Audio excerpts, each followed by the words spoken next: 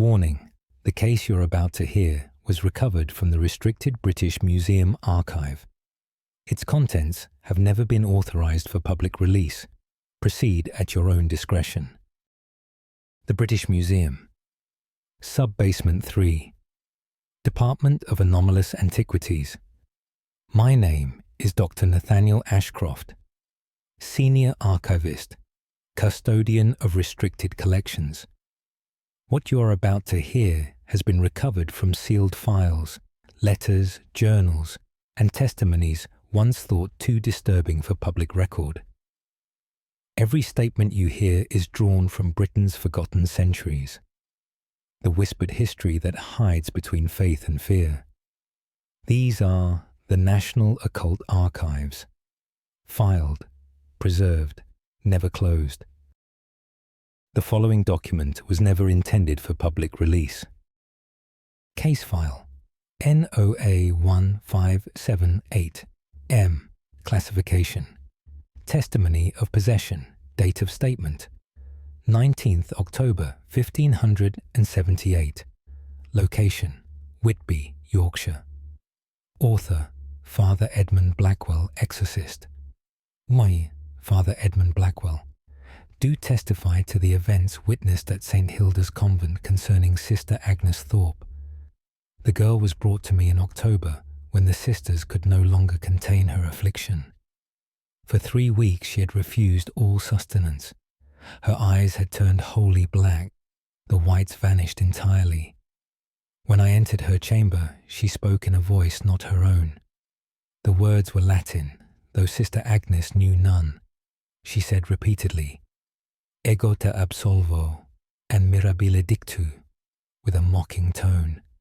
I commanded the entity Taor to reveal itself in the name of Christ. Sister Agnes rose from her bed without using her limbs. Her body lifted as though pulled by invisible strings. She remained suspended there, speaking backwards in tongues. The temperature dropped until frost formed upon the walls. Candles extinguished themselves though no wind entered. I recited the rites for 7 hours without ceasing. The entity screamed "Vade retro" in many overlapping voices. Sister Agnes convulsed violently before falling silent. Blood seeped from her ears, though no wound could be found. When she woke 3 days later, she remembered nothing. She claimed only darkness and the sensation of drowning. The words she spoke were recorded by the abbess present. Sister Agnes lived, but never again entered holy orders. She remains at the convent in seclusion, refusing all company. Some nights, the sisters report hearing Latin whispers from her chamber. The door remains locked from the outside by her own request. Father Edmund Blackwell, Exorcist, Whitby, Yorkshire. 19th October 1578. Archivist's Note. Dr. Nathaniel Ashcroft. Document recovered from St. Hilda's administrative records during demolition of East Wing. Abbess's counter-signature confirms multiple witnesses. Similar Latin phrases appear in 3 other NOA possession files from this period. End of file. Proceeding to next recovered document. Case file NOA 1642V. Classification. Account of forest encounter. Date of statement 21st November 1642. Location: Forest of Dean, Gloucestershire. Author: Thomas Whitmore. Merchant War: Thomas Whitmore. Do account for what I witnessed whilst travelling through the Forest of Dean. The November fog lay thick upon the ancient oaks. My horse refused to proceed beyond the old standing stones. I dismounted and continued on foot, foolishly, against my better judgment. The trees grew denser with each step. Light vanished, though it was only late afternoon. I heard footsteps matching my own pace. When I stopped, they continued for 3 steps more. Something moved between the trees to my left. It was tall, impossibly tall, with limbs too long for any man. Its shape was human, but wrongly proportioned. Where its face should be, there was only smooth bark. It turned toward me without sound. I ran through my legs, felt weighted with lead. The thing followed, making no noise despite its size. I could hear my own breathing, ragged and desperate. The trees seemed to shift and close around me. Branches caught at my coat like grasping fingers. I stumbled into a clearing where moonlight suddenly appeared. The creature stood at the tree line, unmoving. It raised one long arm and pointed back the way I'd come. For 3 hours I walked, always seeing it in my peripheral vision. It never entered the moonlight but stayed within the shadows. At dawn, I found the road again. My horse was dead where I'd left it, eyes wide with terror. The creature was gone, but deep scratches marked every tree. Thomas Whitmore, Merchant Forest of Dean, Gloucestershire, 21st November 1642. Archivist's note, Dr. Nathaniel Ashcroft, cross-referenced with 3 similar accounts from Forest of Dean spanning 1598 to 1687. Local folklore mentions the Walker of Long Limbs. Forest remains notoriously difficult to navigate, with multiple disappearances recorded in parish records. End of file. Proceeding to next recovered document. Case file. NOA 1735K. Classification. Testimony of nocturnal disturbance. Date of statement. 8th March, 1735. Location, Lancaster, Lancashire. Author, Brother Timothy Walsh. Carthusian monk. While Brother Timothy Walsh, do testify to the disturbances plaguing our monastery cloister. The sounds began on the feast of St. Gregory. At precisely 3 in the morning, we heard knocking. It came from within the walls themselves. The pattern was always the same: 7 knocks, then silence.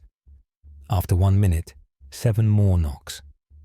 This continued until the bells rang for lauds. Brother Sebastian investigated the walls and found nothing. We blessed the cloister with holy water and said masses. The knocking ceased for 1 night only. On the 3rd night, the knocking moved to the chapel. It came from beneath the altar stones. Father Abbot ordered the floor investigated.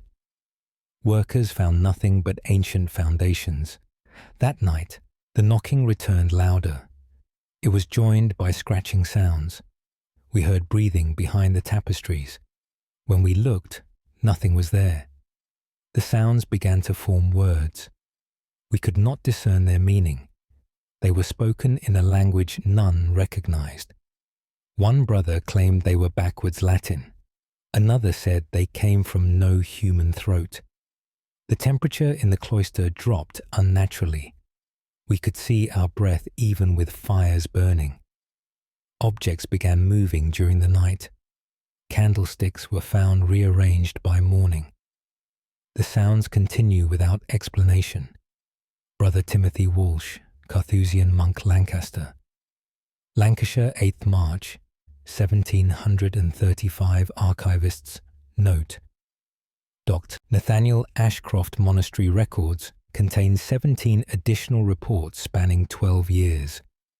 Building constructed on site of medieval plague pit. Pattern of 7 knocks documented in other NOA cases involving burial grounds. End of file. Proceeding to next recovered document. Case file. NOA 1489D. Classification. Statement of possession. Date of statement. 3rd June 1489. Location, Canterbury, Kent. Author, Bishop William Aldridge. First Bishop William Aldridge. Do record the possession of young Peter Ashford. The boy was 12 years of age when the affliction began. He spoke in tongues unknown to any scholar present. His voice deepened to that of an elderly man. He recited passages of scripture backwards with perfect accuracy. When questioned in Latin, he responded fluently. His mother swore he knew no Latin whatsoever. The boy claimed a shadow man visited his dreams. This figure had no face, only darkness where features should be. It told him secrets of the dead. Peter knew details of deceased parishioners he could not have learned. He described their final moments with disturbing precision. When I attempted exorcism, he became violent. It required 4 men to restrain him. His strength was inhuman for one so young. He spoke the words exorcizo te in mockery. The temperature fell until ice formed on the stone floor. Objects flew across the room without being touched. The crucifix above the door inverted itself. Peter's eyes rolled back, showing only whites. He spoke in a woman's voice, pleading for mercy. Then a child's voice, crying in Latin. Then the old man's voice returned, speaking of hell. I continued the rites until dawn broke. The boy collapsed, unconscious but breathing. When he woke, he remembered nothing. Peter lived, but never spoke again. Bishop William Aldridge, Canterbury, Ken 3rd June, 1489. Archivists note: Dr. Nathaniel Ashcroft. Episcopal records contain witness testimonies from 7 people present.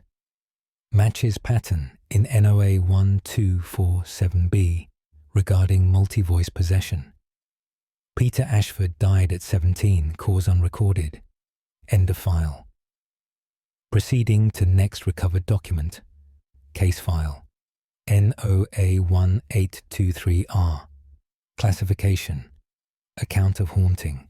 Date of statement. 15th January 1823. Location: Bath, Somerset.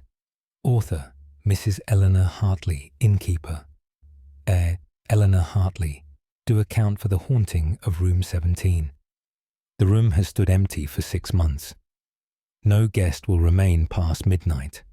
They report a woman standing at the foot of the bed. She wears a grey dress from the last century.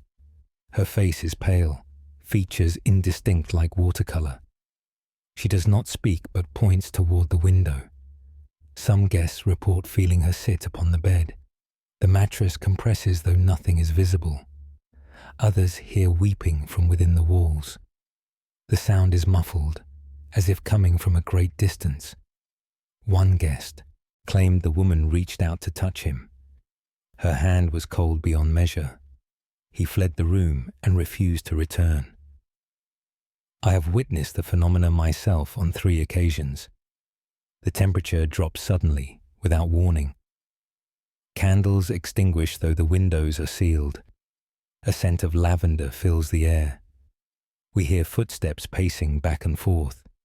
The pattern never varies, 13 steps each direction.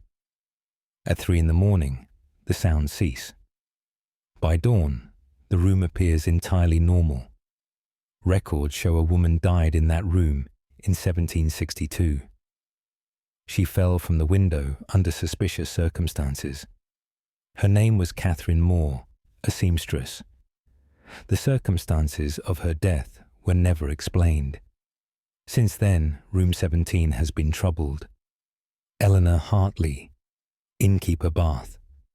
Somerset, 15th January 1823. Archivists note: Dr. Nathaniel Ashcroft. Inn destroyed by fire in 1847. This account preserved in Somerset Historical Society archives. No explanation ever found for the phenomena. Parish records confirm Catherine Moore's death, but provide no additional details. End of file. Proceeding to next recovered document. Case file. NOA 1356W. Classification. Record of investigation. Date of statement. 27th September 1356. Location: Rievaulx, Yorkshire. Author: Father Hugh de Marton, Prior Y, Father Hugh de Marton, do record the investigation of our monastery bell tower. The bell tolls at midnight, though no hand rings it. This has occurred every night for 2 months. Brother Oswald climbed the tower to investigate. He found the bell rope severed, lying upon the floor. The bell continued to ring despite this. We sealed the tower and posted guards.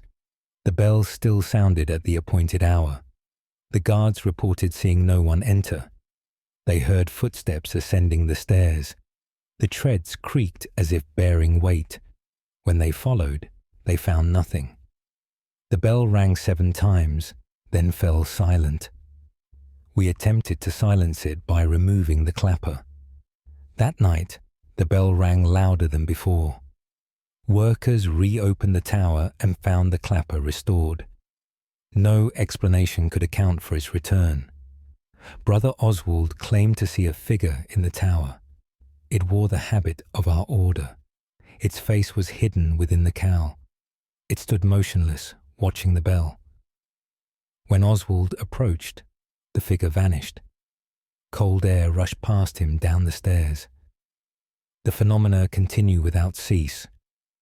We have blessed the tower repeatedly. Masses have been said for any souls in torment. The bell tolls still, every night at midnight. Father Hugh de Marton, Prior Rivaux, Yorkshire, 27th of September, 1356.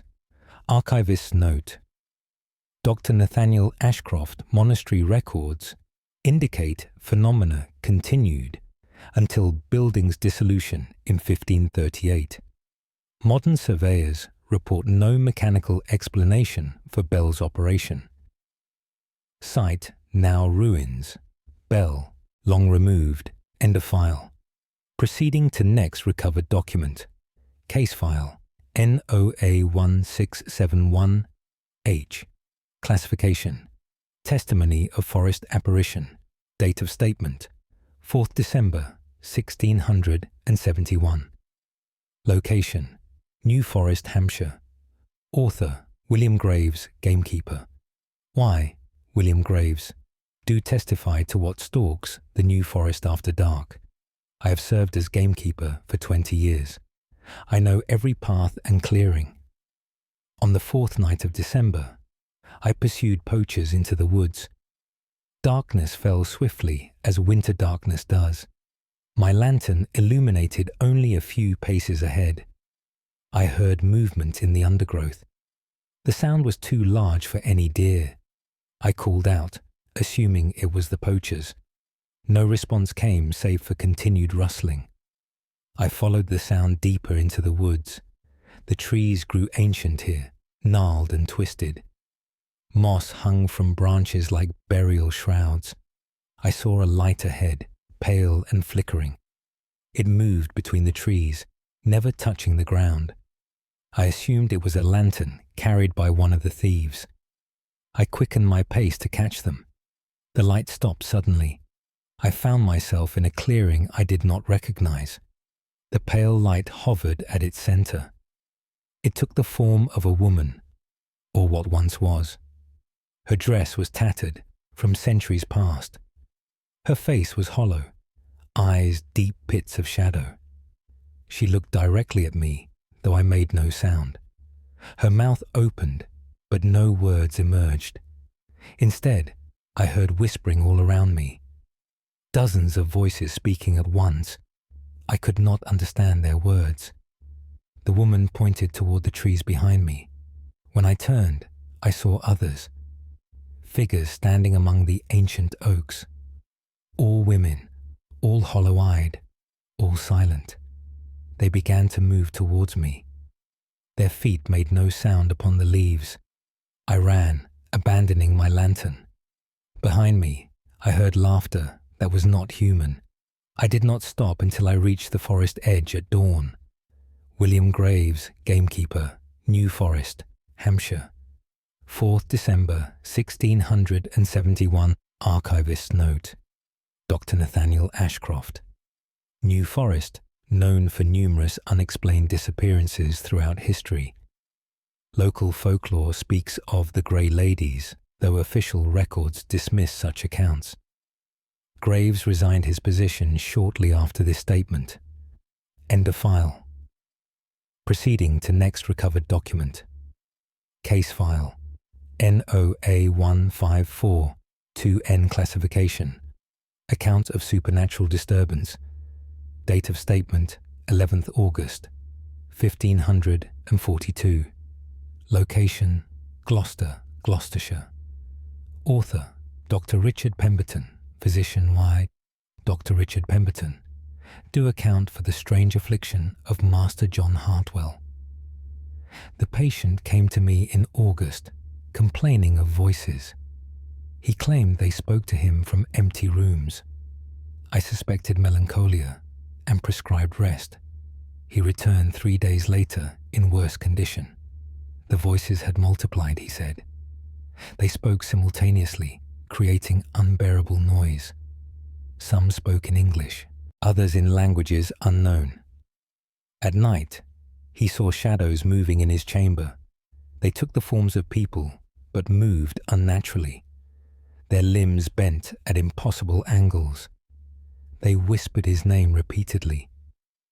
When he tried to sleep, they gathered around his bed. He felt their cold breath upon his face. Objects in his home began to move. Books fell from shelves, though no one touched them. Doors opened and closed of their own accord. Windows shattered without explanation. The servants fled, claiming evil inhabited the house. I visited the house myself to investigate. The atmosphere was oppressive, difficult to breathe. Cold spots appeared in different rooms. We heard footsteps on the upper floor. When we climbed the stairs, the sounds moved ahead of us. I witnessed a chair slide across the floor. No natural force could explain its movement. Master Hartwell grew worse despite my treatments. He stopped eating, claiming the voices forbade it. His eyes became sunken, his skin grey. He died within the month. The house was abandoned and later burned. Dr. Richard Pemberton, Physician, Gloucester, Gloucestershire. 11th August, 1542. Archivist's note. Dr. Nathaniel Ashcroft Parish. Death records confirm Hartwell died of wasting sickness. Property records show house destroyed by fire of unknown origin 3 weeks after his death. No scientific explanation accounts for phenomena described. End of file. Proceeding to next recovered document. Case file NOA1785L. Classification. Statement of exorcism. Date of statement 9th February 1785. Location Exeter, Devon. Author Reverend Thomas Morehouse. Reverend Thomas Morehouse. Do record the exorcism performed at St. David's Church. A young woman named Sarah Wickham was brought to me. She had been mute for 6 weeks. Her family claimed she was possessed by an unclean spirit. When I first saw her, she appeared normal save for her eyes. They were entirely white, pupils vanished completely. She could not or would not close them. I began the rites of exorcism at dawn. Sarah remained silent throughout. Her body was rigid, muscles locked. When I spoke the name of Christ, she convulsed. Her mouth opened wider than should be possible. A voice emerged that was not hers. It spoke Latin phrases I had never heard. The words were obsessio perpetua, repeated endlessly. The temperature fell dramatically. Ice crystals formed on the pews. Candles extinguished though the church was sealed. Sarah rose from her chair without using her legs. She floated above the floor. Her head turned completely around to face backward. The voice changed, becoming multiple voices. They spoke in unison, creating an unholy chorus. They recited prayers backwards. They blasphemed in languages I could not identify. I continued the exorcism for 9 hours. Sarah's body twisted in ways no human body should. At last, she screamed. The sound shattered every window in the church. She fell to the floor and lay still. When she woke, her eyes were normal. She remembered nothing of the possession. Sarah lived but never entered a church again. Reverend Thomas Morehouse, Exeter, Devon, 9th February, 1785. Archivist's note, Dr. Nathaniel Ashcroft Church. Records include sworn testimonies from 5 witnesses. Similar Latin phrase appears in NOR 1894C. Sarah Wickham emigrated to America in 1787. No further records found. End of file. Proceeding to next recovered document. Case file NOA 1294P. Classification: Record of haunting. Date of statement: 17th May 1294. Location: Alnwick, Northumberland. Author: Brother Edmund Lockwood. Benedictine monk were. Brother Edmund Lockwood, do record the haunting of our scriptorium. The disturbances began in May. We heard scratching upon parchment during the night. When we investigated at dawn, fresh writing appeared. The script was in a hand none recognized. The words were Latin but made no sense. They spoke of darkness and endings. We burned the pages and blessed the room. New pages appeared each morning. The writing grew more frantic, less legible. We heard footsteps pacing between the desks. The sound of pages turning echoed when all books were closed. We saw shadows moving along the walls. They took no human shape. They writhed and twisted like smoke. Ink spilled though no one touched the pots. Quills snapped in half spontaneously. We attempted to seal the room. The door opened by itself during the night. Brother Martin saw a figure hunched over a desk. It was writing furiously, though no candle burned. When he approached, it turned toward him. Where its face should be, there was only void. Brother Martin fled and refused to return. We posted guards outside the scriptorium. They heard scratching and writing sounds throughout the night. At dawn, the room was filled with pages. They covered every surface. All bore the same frantic script. We could read only fragments. They spoke of something trapped, something that seeks release. The phenomena continue without explanation. Brother Edmund Lockwood, Benedictine monk, Alnwick, Northumberland, 17th May, 1294. Archivist's note, Dr. Nathaniel Ashcroft. Monastery destroyed during dissolution. No physical evidence remains. This account survived in personal papers of Brother Edmund's family. Similar automatic writing reported in 3 other NOO files. End of file. Proceeding to next recovered document. Case file NOA 1437 S. Classification: Testimony of apparition. Date of statement: 23rd October 1437. Location: Bodmin Moor, Cornwall. Author: Father Geoffrey Trelawney, parish priest. Father Geoffrey Trelawney, do testify to the apparition seen upon Bodmin Moor.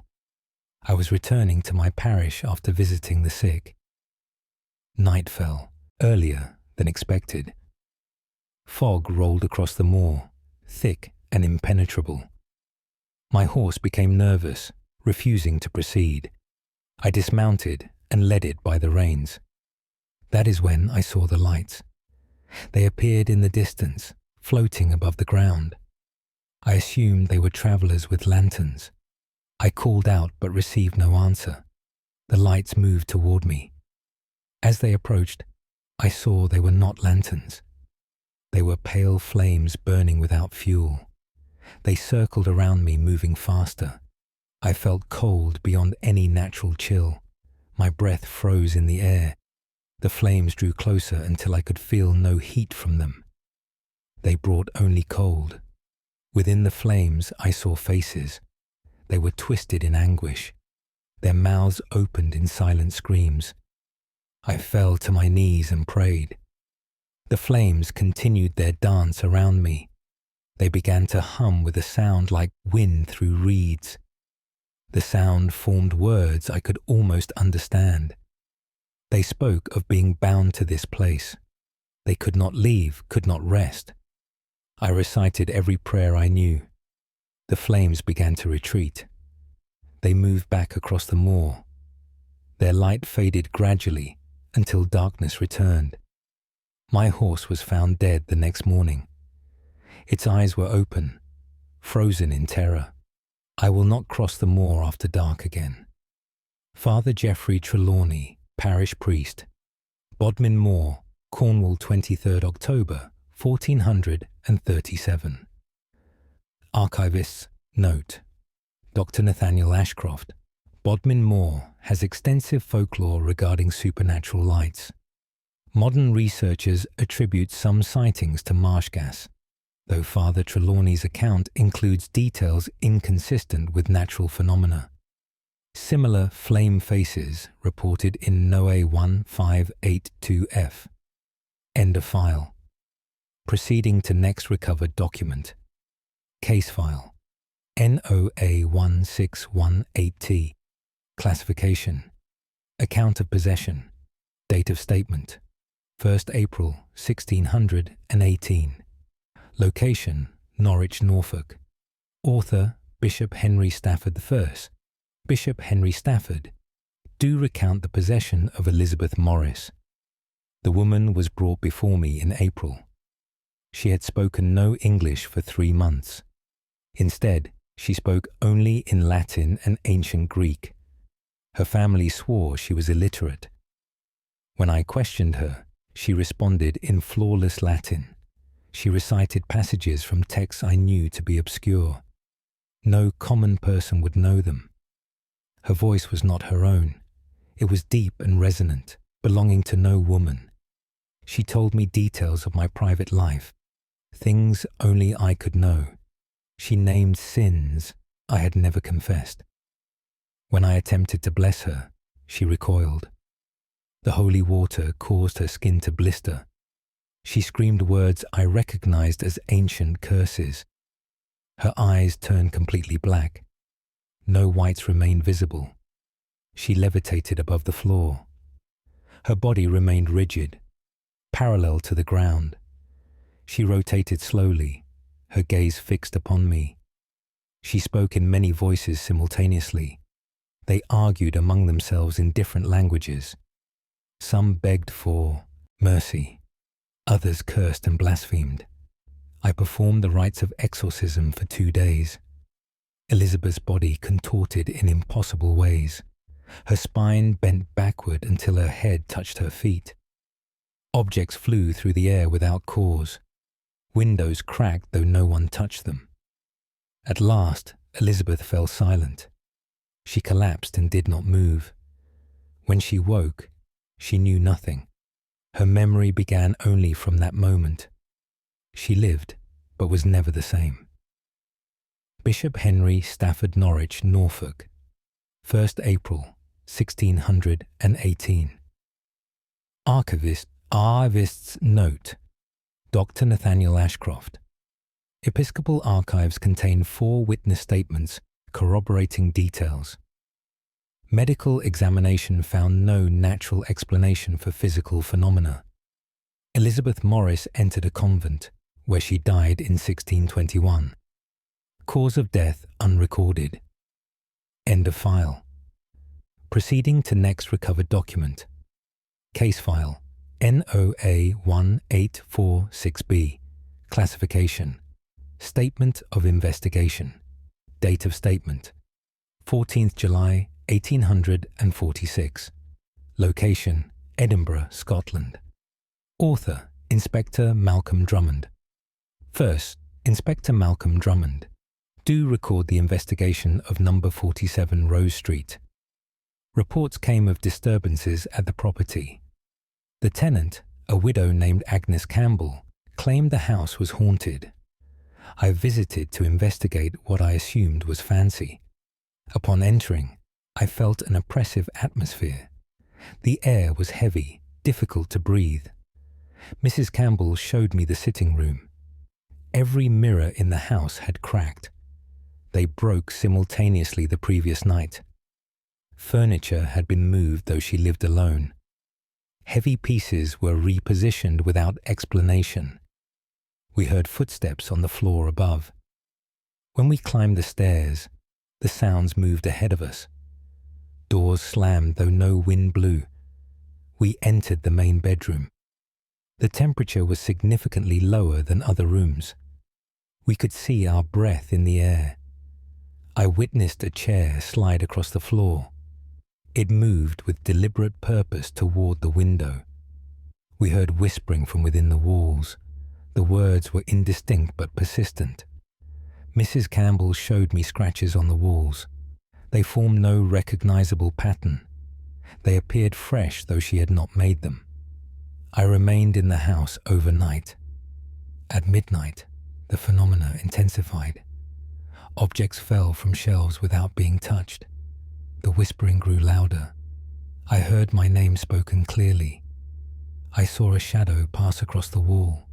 It moved independently of any light source. The shadow paused before me. I felt intense cold where it stood.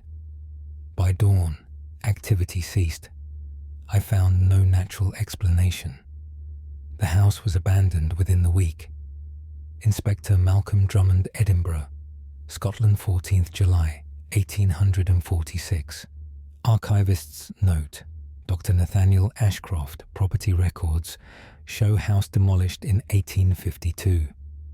Police report corroborated by 3 additional witnesses. Similar phenomena documented in multiple Edinburgh residences throughout 19th century. No scientific explanation ever established. End of file. Proceeding to next recovered document. Case file NOA 1579F. Classification: Record of forest haunting. Date of statement: 29th November 1579. Location: Ashdown Forest, Sussex. Author: Daniel Crowhurst. Forester Y. Daniel Crowhurst do record what dwells in the eastern reaches of Ashdown Forest. I have worked these woods for 15 years. I know which areas to avoid after sunset. On the 29th of November, I was tracking wounded deer. Dusk fell faster than anticipated. I found myself in the old-growth forest. The trees there are ancient beyond measure. Their trunks are twisted. Their branches reach like claws. I heard singing. It was a woman's voice, sweet and clear. The melody was unlike any I had heard. I followed the sound against my better judgment. The singing led me deeper into the darkest part of the forest. I entered a clearing where moonlight could not reach. In the center stood a woman in white. Her dress was from centuries past. She faced away from me, still singing. I called out to her. She stopped singing. The silence that followed was absolute. Not even wind stirred the leaves. Slowly, she began to turn. I saw her face as she completed the turn. It was beautiful, but wrong. Her features shifted subtly, never settling. Her eyes were too large, too dark. She smiled but showed too many teeth. She began walking toward me. Her feet made no sound. She left no footprints in the soil. I ran. Behind me, the singing resumed. It followed me through the trees. No matter how far I ran, it remained the same distance away. I did not escape the forest until dawn. The singing stopped only when sunlight touched the trees. I will not return to that part of the forest. Daniel Crowhurst, Forester, Ashdown Forest, Sussex, 29th November, 1579. Archivists Note: Dr. Nathaniel Ashcroft. Local folklore speaks of the White Singer, but dismisses it as superstition. 3 other accounts from different decades describe similar encounters in same location. Crowhurst died in 1580. Circumstances unclear. End of file. Proceeding to next recovered document. Case file NOA 1321G. Classification: Testimony of spiritual disturbance. Date of statement: 6th January 1321. Location: Durham County. Durham. Author: Prior Robert de Thornton Wirt. Prior Robert de Thornton. Do testify to disturbances in our priory chapel. The troubles began on Epiphany Eve. We heard chanting during the night. It was Latin, but pronounced strangely. The words were from no liturgy we knew. When we entered the chapel, the sound ceased. Every candle had been extinguished. They were still warm, recently put out. We found no one present. The next night, the chanting returned. This time we recognized the words. They were the Mass for the dead. But the Istint, Latin, was spoken backwards. We attempted to stop it by remaining in the chapel. The chanting continued regardless of our presence. It seemed to come from beneath the floor. We heard footsteps on the stone. Multiple sets, walking in procession. We saw nothing but heard everything. The phantom procession circled the chapel 7 times, then descended into silence. We investigated the crypt beneath. Ancient tombs lined the walls. Several dated to the earliest days of the priory. We found one tomb disturbed. The stone lid had shifted slightly. We could not move it back into place. It was too heavy for 10 men. That night, the chanting was loudest yet. We heard it rise from the crypt. It filled the entire chapel. We saw shadows moving along the walls. They took the form of monks in procession. They carried something between them. It appeared to be a coffin. The procession moved through the wall and vanished. The phenomena continue without end. Prior Robert de Thornton, Durham, County Durham, 6th January 1321. Archivist's note: Dr. Nathaniel Ashcroft, Priory Records, contain multiple accounts spanning decades. Building foundations date to 7th century, predating Norman conquest. Archaeological surveys found no mechanical source for sounds described. Phenomena reportedly ceased after major renovations in 1401. End of file. Proceeding to next recovered document. Case file NOA 1764. M classification. Account of possession. Date of statement: 18th September 1764. Location: Bristol, Gloucestershire. Author: Dr. Samuel Worthington, physician and alienist I. Dr. Samuel Worthington.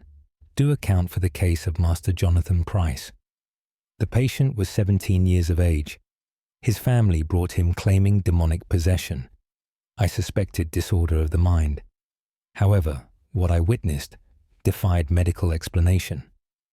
Jonathan spoke fluently in Latin, Hebrew, and Greek. His education included none of these languages. He provided details of historical events he could not know. He described the deaths of people centuries deceased. His accounts matched historical records exactly. When I questioned him, his voice changed. It became the voice of an old man. Then a woman's voice. Then a child's voice. All distinct, all speaking different languages. His body exhibited inhuman strength. It required 6 men to restrain him. He bent iron bars with his bare hands. He spoke words that caused physical pain to hear. Those present reported headaches and nausea. Jonathan's eyes changed color repeatedly. They shifted from brown to black to milky white. His pupils dilated until no iris remained visible. Objects in the room moved without contact.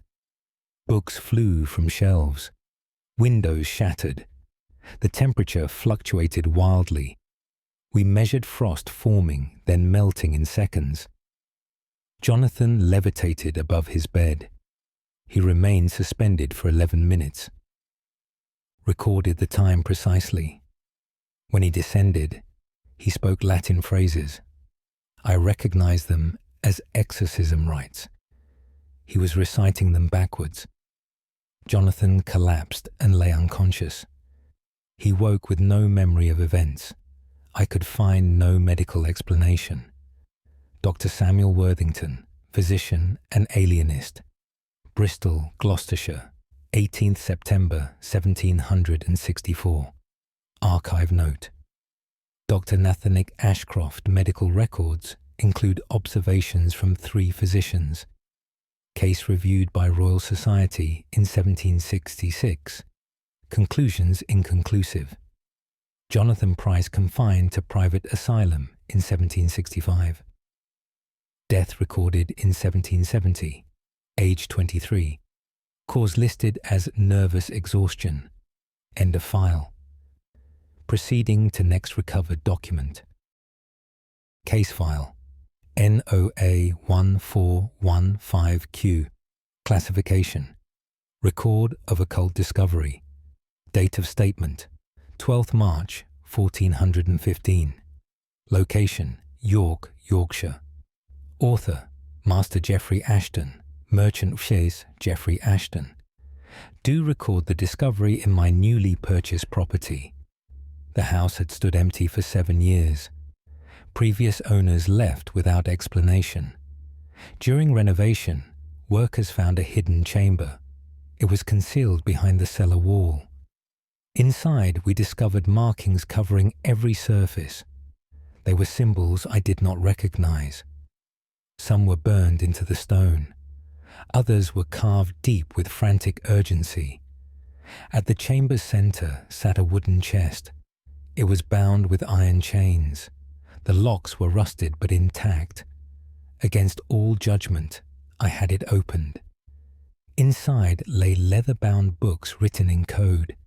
Pages contained diagrams of circles and stars.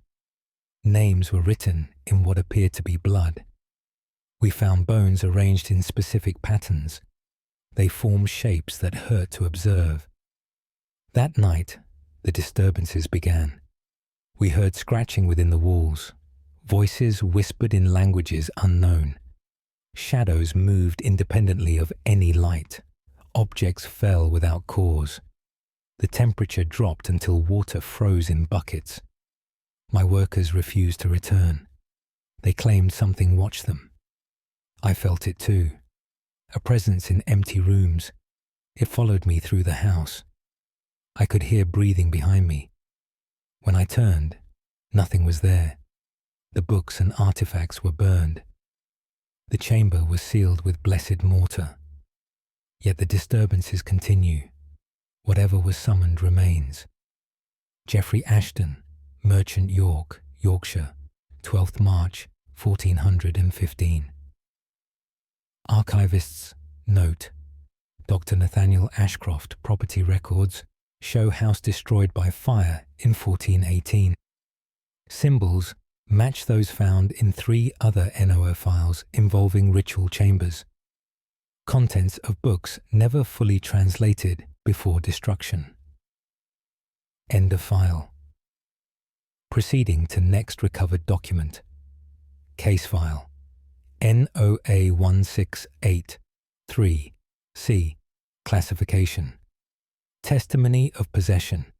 Date of statement 5th November 1683. Location Winchester, Hampshire.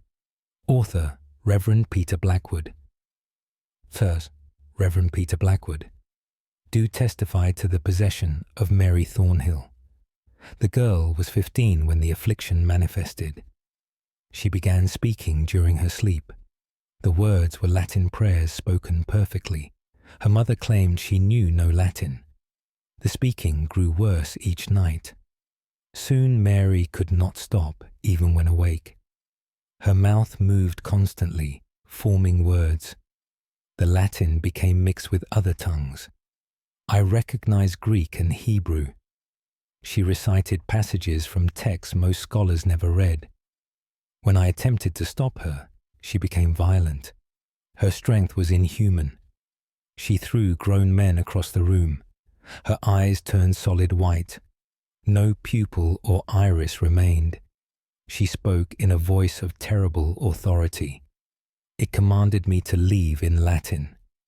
Decede, sacerdos indignus, it said repeatedly. The temperature fell until frost covered the floor. Candles went out, though no wind blew. Mary's body lifted from the bed. She floated horizontal to the ground. Her head turned completely backward. She smiled at me with a mouth too wide. The voice changed to that of a child crying. Then an old woman cursing. Then multiple voices speaking simultaneously. They argued in different languages. I performed the rites for 6 hours. Mary screamed words that burned to hear. Legatus sum in tenebris, she repeated. Windows shattered throughout the house. Finally, she collapsed unconscious. When she woke 3 days later, she remembered nothing, but she never spoke again. Reverend Peter Blackwood Winchester, Hampshire, 5th November, 1683. Archivist's note. Dr. Nathaniel Ashcroft. Parish records include witness statements from 9 people present. Latin phrase translates to, I am bound in darkness. Mary Thornhill died mute in 1701, age 33. End of file. Proceeding to next recovered document. Case file NOA1276K. Classification. Account of spectral encounter. Date of statement 28th August 1276. Location Sherwood Forest, Nottinghamshire. Author Brother Walter of Newstead, Augustinian Friar of Worth. A. Brother Walter, do account for what I witnessed in Sherwood Forest. I travelled alone unwisely after dark. The August moon provided sufficient light. I followed the main path toward Nottingham. The forest grew dense on either side. I heard movement in the undergrowth. I assumed it was deer or wolf. Then I heard footsteps matching my pace. They stayed parallel to the path. Always in the trees, never visible. I quickened my walk. The footsteps quickened also. I stopped. The footsteps continued for 3 more steps. Then silence. I called out, thinking it was a traveller. No response came. I resumed walking faster. The footsteps returned. This time, I heard more than one set. They surrounded me on both sides of the path. I could hear them clearly in the darkness. They were human feet, I was certain. But no person revealed themselves. Then I heard whispering. Voices speaking just beyond hearing. Words I could almost understand. They seemed to be discussing me, deciding something about me. Fear overwhelmed my reason. I ran. The footsteps ran with me. Dozens of them now, all around me in the trees. I heard laughter that was not human. I saw shadows moving between the trunks. They were shaped like people, but moved wrongly. Their limbs were too long. They ran on all fours like animals. I fell on the path. They stopped at the tree line. They would not cross onto the path. They circled at the edge of darkness. I prayed until dawn. Only when sunlight touched the trees did they vanish. Brother Walter of Newstead, Augustinian Friar, Sherwood Forest, Nottinghamshire, 28th August, 1276. Archivist's note. Dr. Nathaniel Ashcroft, Sherwood Forest, appears in multiple NOA files involving similar phenomena. Local traditions warn against traveling forest paths alone after dark. Brother Walter's subsequent writings show marked change in temperament. End of file. Proceeding to next recovered document. Case file NOA1892H. Classification. Statement of investigation. Date of statement 3rd July 1892. Location Inverness, Scotland. Author Dr. James MacLeod. Physician key Dr. James MacLeod. Do record the investigation of Mackenzie House. The family reported their daughter exhibited strange behaviour. Young Margaret, age 14, had become withdrawn. She refused to sleep in her bedroom. She claimed someone watched her from the wardrobe. I suspected nervous disorder. However, the family's other claims were concerning. They heard footsteps in Margaret's room when empty. Objects moved during the night. Her bed was found pushed against the wall. It was too heavy for the girl to move alone. I agreed to observe the room overnight. I arrived at 8 in the evening. The room appeared entirely normal. I sat in a chair facing the wardrobe. Nothing unusual occurred for several hours. At midnight precisely, I heard scratching. It came from inside the wardrobe. I opened the doors. The wardrobe was empty. The scratching continued from the back panel. I examined it closely. The wood was marked with deep gouges. They had not been there earlier. They appeared fresh. As I watched, new scratches formed. They were carved by invisible hands. The temperature fell dramatically. I could see my breath in the summer air. I heard breathing behind me. When I turned, I saw a shadow. It stood in the corner near the bed. It was the shape of a tall man. But it had no substance, only darkness. It moved toward me. I felt intense cold where it passed. My limbs grew heavy, difficult to move. The shadow reached toward Margaret's bed. I heard a voice speak. It said one word clearly. Mine. I fled the room. The family abandoned the house within days. Dr. James MacLeod, physician in Inverness, Scotland, 3rd July, 1892. Archivist's note: Dr. Nathaniel Ashcroft House remained empty until demolished in 1910.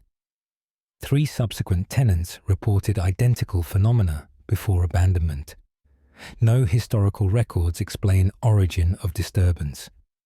End of file. Proceeding to next recovered document. Case file NOA1538W. Classification. Record of haunting. Date of statement 16th December 1538.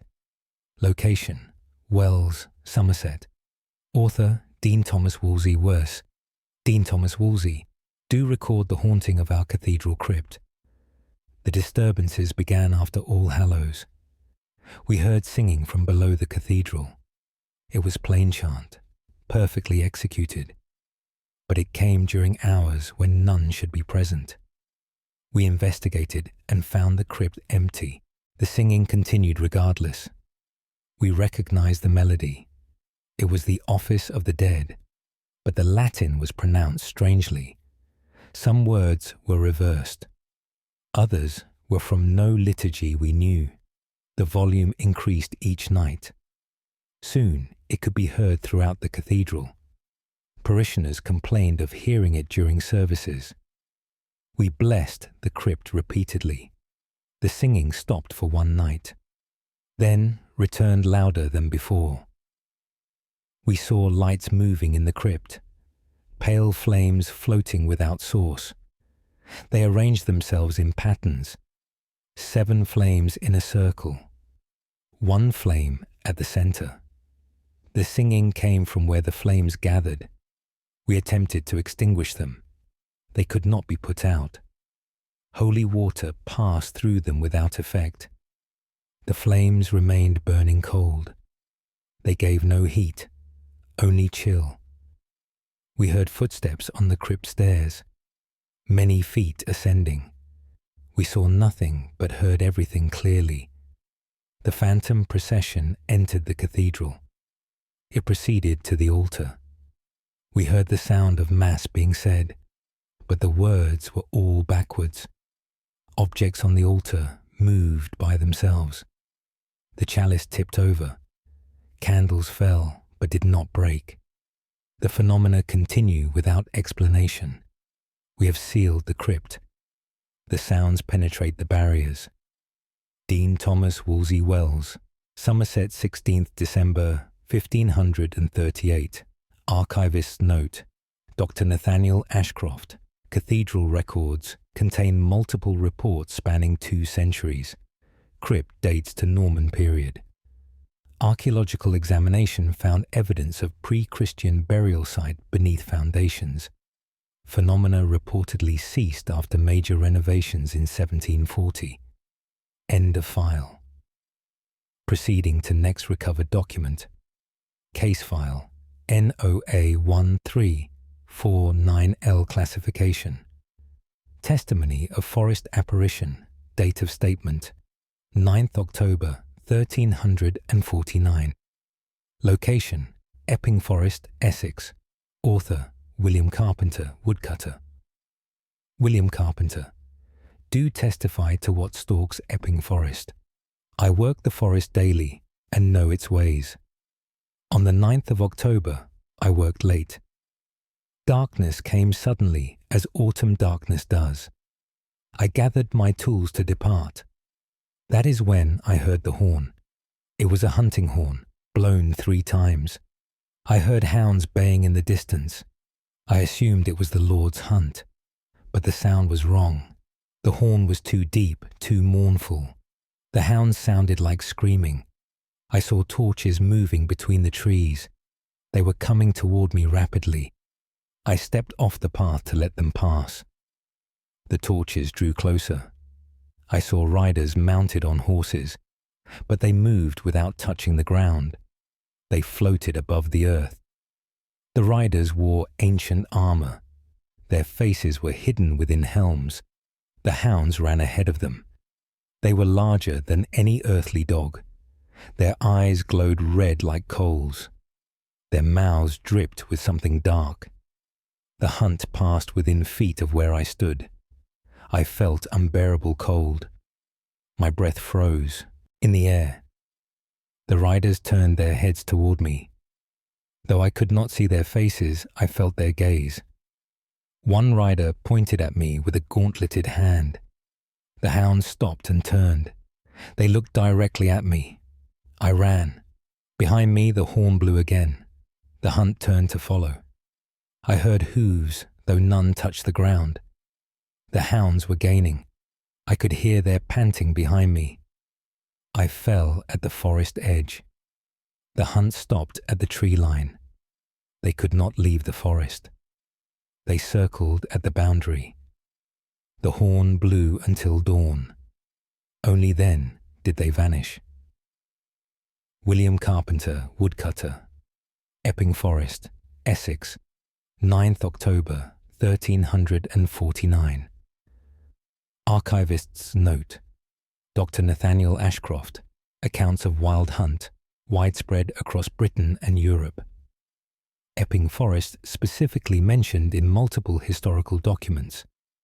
Carpenter's description consistent with other witness accounts separated by centuries. End of file. Proceeding to next recovered document. Case file NOA 1724B. Classification. Account of possession. Date of statement 21st January 1724. Location Oxford, Oxfordshire. Author Dr. Philip Radcliffe. Fellow of Magdalen College. Dr. Philip Radcliffe. Do account for the possession of student Thomas Ashworth. The young man was 21 years of age. He was a promising scholar of languages. In January, His behavior changed dramatically. He spoke in tongues during lectures. The languages were ancient and obscure. I recognized Aramaic and medieval Latin. Thomas claimed no knowledge of these. His voice altered when he spoke them. It became harsh and guttural. He recited texts from memory, documents housed in our restricted collection. He should have had no access to them. The accuracy was perfect. He knew passages verbatim. When questioned, he became hostile. His eyes darkened until they appeared black. His face contorted into expressions of rage. He spoke Latin phrases with contempt. Sapiens stultitia vincit, he repeated. His strength increased beyond natural limits. It required 3 men to restrain him. Objects in his chamber moved without contact. Books flew from shelves. Furniture overturned spontaneously. We heard knocking from within the walls. Complex patterns that seemed intentional. Thomas levitated during the night. His roommate witnessed it. The boy floated 3 feet above his bed. He remained horizontal, rigid. His mouth moved constantly. Words poured out in streams. Multiple languages spoken simultaneously. We attempted exorcism. Thomas laughed at the prayers. He spoke the Latin backwards. He corrected errors in the exorcist's pronunciation. The ritual continued for 9 hours. Thomas collapsed at dawn. He woke with no memory, but he never completed his studies. Dr. Philip Radcliffe, Fellow of Magdalen College, Oxford, Oxfordshire, 21st January, 1724. Archivist's note. Dr. Nathaniel Ashcroft, College Records, sealed at request of family. Latin phrase means, wisdom is conquered by foolishness. Thomas Ashworth left Oxford and disappeared from historical record. End of file. Proceeding to next recovered document. Case file NOA 1467. N classification. Statement of supernatural disturbance. Date of statement 7th May 1467. Location Carlisle, Cumberland. Author Father Simon Wycliffe, Parish Priest Way. Father Simon Wycliffe do record disturbances in St. Cuthbert's Church. The troubles began in May without warning. During morning mass we heard tapping. It came from beneath the floor. The sound followed a pattern. 3 taps, pause, 7 taps, pause. This repeated continuously. We attempted to locate the source. The sound moved when we approached it. It stayed always just beyond our reach. We heard voices whispering in the walls. They spoke too quietly to understand, but the tone was urgent, pleading. Candles extinguished during services, all at once, without wind. The altar cloth moved by invisible hands. It was pulled slowly toward the floor. We witnessed chalices slide across surfaces. They moved with deliberate purpose. Books opened to specific pages, always passages concerning death and judgment. We saw shadows in empty pews. They sat as if attending Mass. When we looked directly, they vanished. In peripheral vision, they remained. The temperature fell during services. Congregation members complained of cold. Even with fires burning, frost formed. We heard footsteps walking the aisles, heavy boots on stone, but no one was visible. The footsteps approached the altar. They stopped before the crucifix. We heard breathing, deep and labored. Then a voice spoke clearly. It said in Latin, "Dimitami." The voice was filled with anguish. We attempted to bless the church. The disturbances intensified. Objects fell from walls. The sound of breaking filled the air. Yet nothing was broken. The phenomena continue without cease. Father Simon Wycliffe, Parish Priest, Carlisle, Cumberland, 7th May, 1467. Archivist at Archivist Note. Dr. Nathaniel Ashcroft Church, destroyed during border warfare in 1520. Latin phrase means, "Release me." Records indicate church built on site of mass grave from 1349 plague outbreak. End of file. Proceeding to next recovered document. Case file NOA 1651M.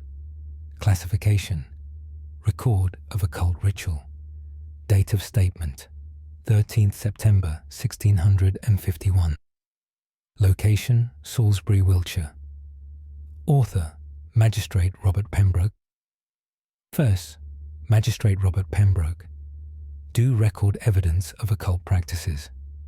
We arrested 3 individuals in September. They were found in the ruins outside town. A circle had been drawn in the earth. Symbols surrounded it in complex patterns. Candles burned at specific points. All black, all still lit. In the circle's center lay a book. Its pages contained writing in code. Diagrams showed circles within circles. Names were written in what appeared to be blood. The accused claimed they sought knowledge. They wished to speak with the dead. They admitted performing rituals for 3 months. They described summonings and invocations. They spoke words from the book aloud. That night, disturbances began in the jail. Prisoners heard screaming from empty cells. Guards witnessed dead shadows moving. They saw shapes that defied description. Objects moved without being touched. Keys flew from hooks. Doors opened though they were locked. The temperature fell until water froze. We heard knocking from within the walls. Voices spoke in languages unknown. They seemed to respond to questions. But we could not understand the answers. The 3 accused began speaking in unison. Their voices synchronized perfectly. They spoke Latin prayers backwards. Their eyes turned white. No pupils remained visible. They described things they could not know. Details of crimes and secrets. They named people long dead. They provided information only the deceased could know. We attempted to silence them. They spoke louder. Their voices filled the building. The book was burned. The accused fell silent immediately. But the disturbances continue. Whatever they summoned remains. Magistrate Robert Pembroke, Salisbury, Wiltshire. 13th September 1651. Archivist's note. Dr. Nathaniel Ashcroft court records show all 3 accused died in custody within 1 week. Cause listed as fever, but symptoms described are inconsistent. Jail demolished in 1658, rebuilt on different site. End of file. Proceeding to next recovered document. Case file NOA 1218P. Classification: Testimony of monastery haunting. Date of statement: 4th February 1218. Location: Glastonbury, Somerset. Author: Abbot Geoffrey de Montfort. Abbot Geoffrey de Montfort. Do testify to phenomena in our abbey. The disturbances began without warning. We heard chanting during the night. It came from the abandoned chapel. That section has been sealed for years. The chanting was Latin, but strangely pronounced. We recognized the prayers. They were from offices long discontinued, forms not used for centuries. We unlocked the chapel to investigate. The interior was covered in dust. No footprints marked the floor, yet the chanting continued. It seemed to come from all directions. We saw nothing but heard clearly. The voices were many, overlapping. Monks singing in harmony. But no living thing was present. Candles lit themselves along the walls. They burned with pale flames. These flames gave no warmth. They illuminated nothing. Darkness remained despite their light. We heard footsteps on the stone, a procession moving through the chapel. We felt air move as bodies passed, but we saw nothing. The chanting grew louder. It reached a crescendo, then stopped abruptly. Silence fell, absolute. The candles extinguished simultaneously. We stood in complete darkness. Then we heard breathing. It surrounded us on all sides. Deep, slow breaths. Too many to count. We fled the chapel. Behind us, the chanting resumed. We sealed the door with blessed mortar. The chanting penetrates the barrier. It continues every night at the same hour. We dare not enter again. Abbot Geoffrey de Montfort, Glastonbury, Somerset Forth, February 1218. Archivist's note: Dr. Nathaniel Ashcroft Abbey, dissolved 1539. Partial ruins remain. Chapel section destroyed. Historical records indicate site predates Christian period. Similar phenomena reported at multiple monastic sites built over pagan locations. End of file. Proceeding to next recovered document. Case file. NOA 1586. F classification. Account of spectral encounter. Date of statement: 26th August, 1586. Location: Dartmoor, Devon. Author: John Blackmore, Shepherd Vere, John Blackmore. Do account for what I witnessed on the moor. I tended sheep in the high pastures. August nights are short but dark on the moor. I made camp among the stones. Ancient rocks older than memory. They stand in circles, marking forgotten purposes. I lit a fire and settled for the night. At midnight, fog rolled across the moor. It came suddenly, unnaturally thick. Visibility fell to nothing. My fire dimmed though fuel remained. The fog seemed to absorb the light. I heard footsteps approaching. Multiple people walking through the fog. I called out, assuming it was travelers. No response came. The footsteps continued closer. They formed a circle around my fire. I could see nothing in the fog, but I heard breathing. Many people standing just beyond sight. I felt their eyes upon me. One step forward. The fog parted slightly. I saw a figure in ancient clothing. Leather and furs, not wool. Its face was painted with blue symbols. Its eyes were entirely white. It spoke in a language I did not recognize. The words were harsh, guttural. It pointed at me. The others began to chant. The same words, repeated endlessly. The fog began to move. It swirled around me in patterns. I felt dizzy, disoriented. The fire went out completely. In darkness, the chanting grew louder. I heard drums beating, though I saw no drums. Hands touched me in the darkness. Cold hands, too many to count. They pulled at my clothes. I fought to stand and run. The fog cleared suddenly. Dawn had come, though it should be hours away. The figures were gone. My sheep were scattered. Several were never found. John Blackmore, Shepherd Dartmoor, Devon, 26th August, 1586. Archivists. Note: Dr. Nathaniel Ashcroft, Dartmoor, contains numerous prehistoric sites. Local traditions warn against camping within stone circles. Similar accounts recorded throughout region, spanning multiple centuries. End of file. Proceeding to next recovered document. Case file NOA 1873D. Classification. Statement of investigation. Date of statement: 11th November 1873. Location: Liverpool, Lancashire. Author: Constable Arthur Whitfield Wuss. Erse, Constable Arthur Whitfield. Do record investigation of number 12 Sefton Street. Reports came of disturbances at the property. The tenant, Mr. Harold Watson, claimed his house was haunted.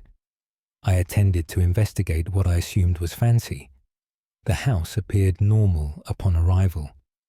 Mr. Watson was rational, not hysterical. He showed me evidence of disturbances. Every mirror in the house had cracked. They broke over the course of one night. Furniture had been rearranged repeatedly. Heavy pieces moved without explanation. He showed me marks on the walls, scratches forming patterns. They appeared fresh, though made by nothing. We heard knocking from upstairs. I climbed to investigate. The upper floor was empty, but the knocking continued around me. It moved from room to room. I followed it without success. In the main bedroom, I witnessed phenomena. A chair moved across the floor. It slid smoothly, as if pushed. No one touched it. I approached to examine it. The temperature dropped dramatically. I could see my breath in the air. We heard whispering from the walls, words too quiet to understand, but the tone was urgent. Mr. Watson showed me his journal. He had recorded incidents for 6 months. Objects moved during the night. Doors opened and closed. Footsteps walked empty hallways. Shadows appeared where no light could cast them. He heard his name spoken clearly, but no one was present. I remained in the house overnight. At midnight, activity intensified. Every door in the house slammed, all at once, simultaneously. Objects fell from shelves. Windows rattled though no wind blew. I heard multiple voices. They spoke over each other, creating cacophony. I saw a shadow pass across the wall. It moved independently of any light. The shadow paused before me. I felt cold where it stood. Then it passed through me. The sensation was indescribable. By dawn, phenomena ceased. I found no natural explanation. I reported what I witnessed. The house was abandoned shortly after. Constable Arthur Whitfield, Liverpool, Lancashire, 11th November 1873. Archivist's note. Dr. Nathaniel Ashcroft, property records, show house destroyed in 1880 during redevelopment. 3 subsequent residents reported identical phenomena before abandonment. Origin of disturbance never determined. End of file. Proceeding to next recovered document. Case file. NOA 1395S. Classification. Record of possession. Date of statement. 8th April 1395. Location. Lincoln, Lincolnshire. Author Bishop Thomas of Lincoln First. Bishop Thomas of Lincoln. Do record the possession of Anne Fletcher. The woman was 30 years of age. She had been pious until the affliction. It began after she found an object in her field, a small carved stone with strange markings. She brought it home against her husband's warning. That night, her behavior changed.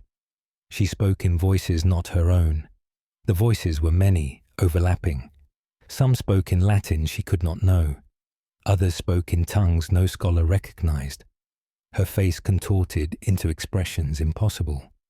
Her features shifted subtly, never settling on one appearance. She knew secrets of her neighbors, things only the dead could know. She described their sins in detail. She recited their private thoughts. When I attempted exorcism, she laughed.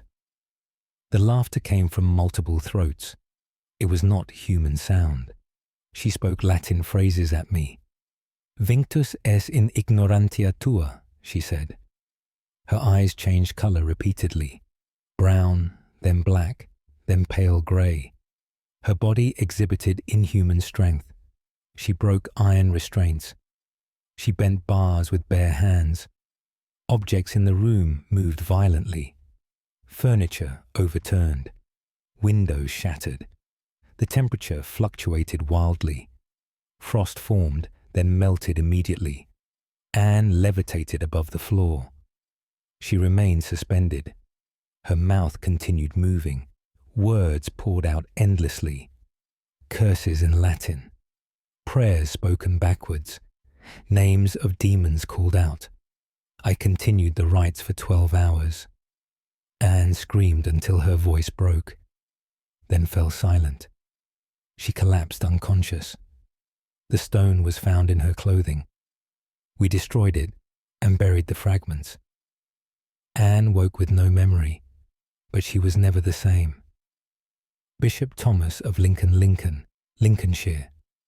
8th April 1395. Archivist note. Note. Dr. Nathaniel Ashcroft. Latin phrase means, "You are bound in your ignorance." Similar carved stones mentioned in 2 other NOO files. Anne Fletcher died in 1401. Parish records note, lingering affliction of the spirit. End of file. Proceeding to next recovered document. Case file. NOA 1742G. Classification. Testimony of forest haunting. Date of statement. 19th October, 1742. Location. Savernake Forest, Wiltshire. Author. Edward Wilmot. Forester First, Edward Wilmot. Do testify to the haunting of the old oak grove.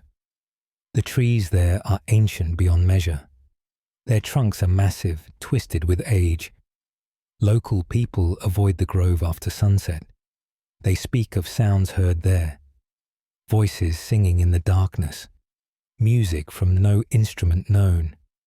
On the 19th of October, I entered the grove. Duty required I inspect for storm damage.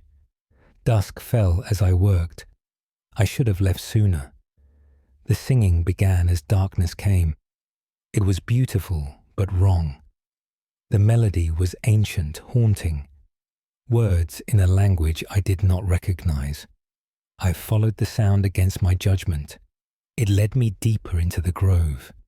The trees seemed to close around me. Branches reached like grasping hands. I saw lights between the trunks. They moved in patterns. Dancing through the trees. The singing grew louder. I saw figures in the lights. They were shaped like people, but they moved wrong. Their limbs were too long. They bent at impossible angles. They circled the oldest oak, dancing to the strange music. I hid behind a tree to watch. One figure turned towards me, though I made no sound. It had no face. Where features should be was smooth bark. It pointed at me with a branch-like finger. The others turned.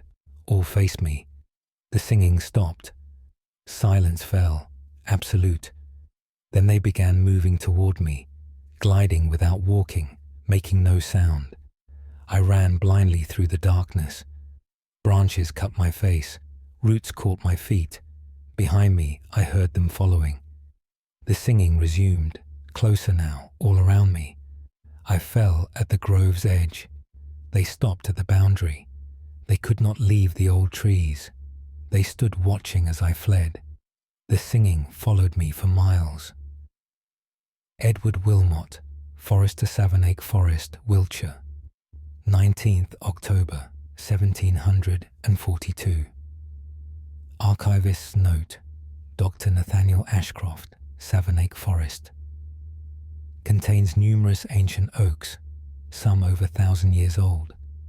Similar accounts documented throughout history.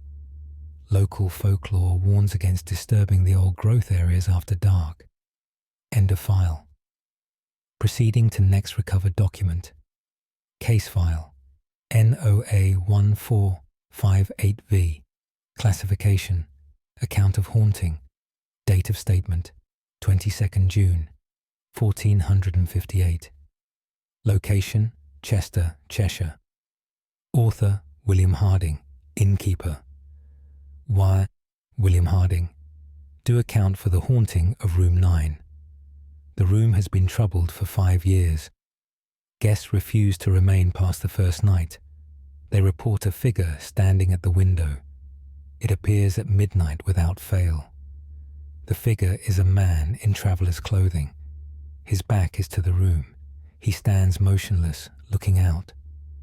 When guests speak to him, he does not respond. If they approach, he vanishes. Some report feeling cold breath on their necks, though no one is behind them. Others hear whispering in their ears, words they cannot quite understand. Objects move during the night. Belongings are rearranged. Packed trunks are unpacked. Clothes are scattered. No thief could enter unseen. The door remains locked from inside. Windows are secured. I witnessed the phenomena myself. I spent 3 nights in the room. Each night, at midnight exactly, he appeared. Always at the window, never moving, never turning. I spoke to him repeatedly. He gave no sign of hearing. I approached slowly. As I reached to touch him, he vanished, like smoke dispersing. The cold remained where he stood. I felt it on my skin. I heard breathing though alone. Something moved in the darkness. I could not see it, but I felt its presence. It circled the room, always just out of sight. At dawn, all returned to normal. Records show a traveller died in that room. He fell from the window in 1423. Whether by accident or design, none know. Since then, room 9 has been troubled. William Harding, innkeeper. Chester, Cheshire. 22nd June, 1458. Archivist's note. Dr. Nathaniel Ashcroft, Inn, demolished in 1520. Multiple historical accounts reference the figure at the window. Phenomenon continued until building's destruction. Similar patterns noted in other NOA files involving sudden deaths. End of file. Proceeding to next recovered document. Case file. NOA 1629T. Classification. Statement of supernatural encounter. Date of statement. 10th March, 1629. Location. Peak District, Derbyshire. Author, Robert Talbot. Lead miner Y, Robert Talbot. Do record what dwells in the old mine. The shaft was abandoned 20 years past. It flooded and proved too costly to drain. We opened a new shaft nearby. At night, we hear sounds from the old one. Tapping, as if someone works below. The rhythm matches that of mining. Pick striking stone, regular and constant. We investigated the old shaft entrance. It remained sealed, flooded. No one could enter. Yet the tapping continues. We hear voices in the darkness, men calling to each other, speaking as miners do. But no living men are there. At dawn and dusk, we see lights. They appear deep in the old shaft, pale flames moving in the darkness. We assumed they were reflections, but they move against any logic. They rise from the flooded depths. One night, I approached the entrance. I heard singing from below. A miner's song, one I recognized. My father sang it years ago. The voice was his. I am certain of it. I called down into the darkness. The singing stopped. I heard footsteps ascending, boots on stone coming closer. Water dripped from something rising. I saw a shape in the shaft opening. It was man-like but wrong, too pale, too thin. Water poured from its clothes. Its eyes were white in the darkness. It reached toward me. I fled in terror. Behind me, I heard it emerge. Water splashing as it climbed out. I did not look back. The next day, we found wet footprints. They led from the shaft. They ended at the new mine entrance. Nothing has entered, but we hear tapping from below now. Robert Talbot, Lead Miner Peak District, Derbyshire, 10th March, 1629. Archivist's note. Dr. Nathaniel Ashcroft. Mining records show 7 men died in flooding of original shaft in 1609. Bodies never recovered. Similar phenomena reported in multiple mining communities throughout Britain. Considered occupational folklore, though eyewitness accounts are consistent. End of file. Proceeding to next recovered document. Case file NOA 1517 R. Classification. Record of exorcism. Date of statement 14th August 1517. Location Cambridge, Cambridgeshire. Author Father Nicholas Templeton, exorcist. Why, Father Nicholas Templeton, do record the exorcism of Master Richard Downing. The student was 19 years of age. His possession began after reading forbidden texts. He discovered them in the college library's sealed section. Books on summoning and invocation. Within days, his behavior changed completely.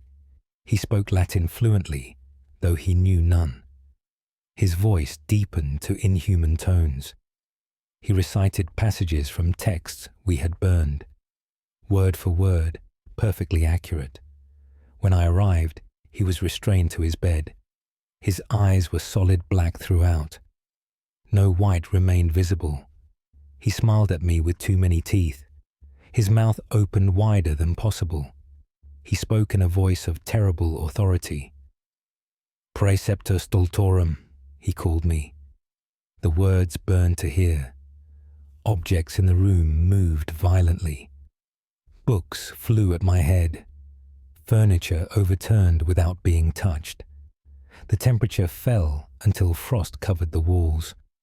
I began the rites of exorcism. Richard laughed with multiple voices. He spoke the Latin backwards, mocking me. His body lifted from the bed. He floated upside down. His head hung below his feet. He rotated slowly in the air. His eyes never left mine. He told me things about myself, sins I had never confessed, thoughts I had never spoken. He knew impossible details. He described events he could not have witnessed. I continued praying despite my terror. Richard's body twisted in impossible ways. His spine bent backward. His limbs moved at wrong angles. He spoke in many voices simultaneously. A child crying, an old woman cursing, men screaming in agony, all from his throat at once. The exorcism lasted 13 hours. Windows shattered throughout the building. Doors slammed repeatedly. Walls cracked but did not break. Finally, Richard screamed. The sound was inhuman. It shattered every glass object in the room. He fell to the floor unconscious. When he woke 3 days later, he was changed. His hair had turned white. His eyes remained dark. He spoke little and died within the year. Father Nicholas Templeton, exorcist, Cambridge, Cambridgeshire, 14th August, 1517. Archivist's note. Dr. Nathaniel Ashcroft College records sealed this incident. Latin phrase means teacher of fools. The forbidden texts were destroyed, though partial copies may exist in other collections. Richard Downing died in 1518, cause listed as consumption of the spirit. End of file. Proceeding to next recovered document. Case file NOA 1264 H. Classification. Testimony of apparition. Date of statement 27th November 1264. Location: Exmoor, Somerset. Author: Brother Paul of Dunster, Cistercian. Monk: Brother Paul. Do testify to what walks. Exmoor at night. I travelled from Dunster to Dulverton after dark. Foolish, but necessity compelled me. The November moon provided little light. Fog lay thick across the moor. I heard footsteps matching my pace. They came from the fog to my right. I assumed it was a fellow traveller. I called out a greeting. No response came. The footsteps continued parallel to my path. I quickened my pace. They quickened also. I stopped. They continued for several steps, then stopped. I heard breathing in the fog. Deep, laboured breaths. Too close for comfort. I began walking again.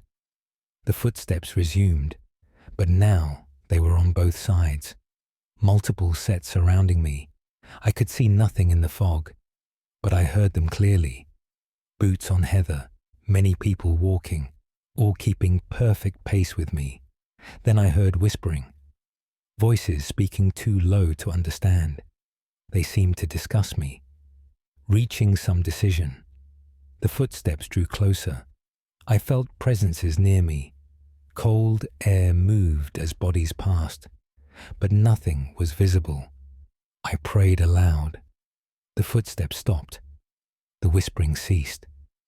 Silence fell, complete and unnatural. Then I heard one set of footsteps, coming directly toward me, slow and deliberate. I stood frozen with fear. The footsteps stopped before me. I felt breath on my face, cold beyond measure.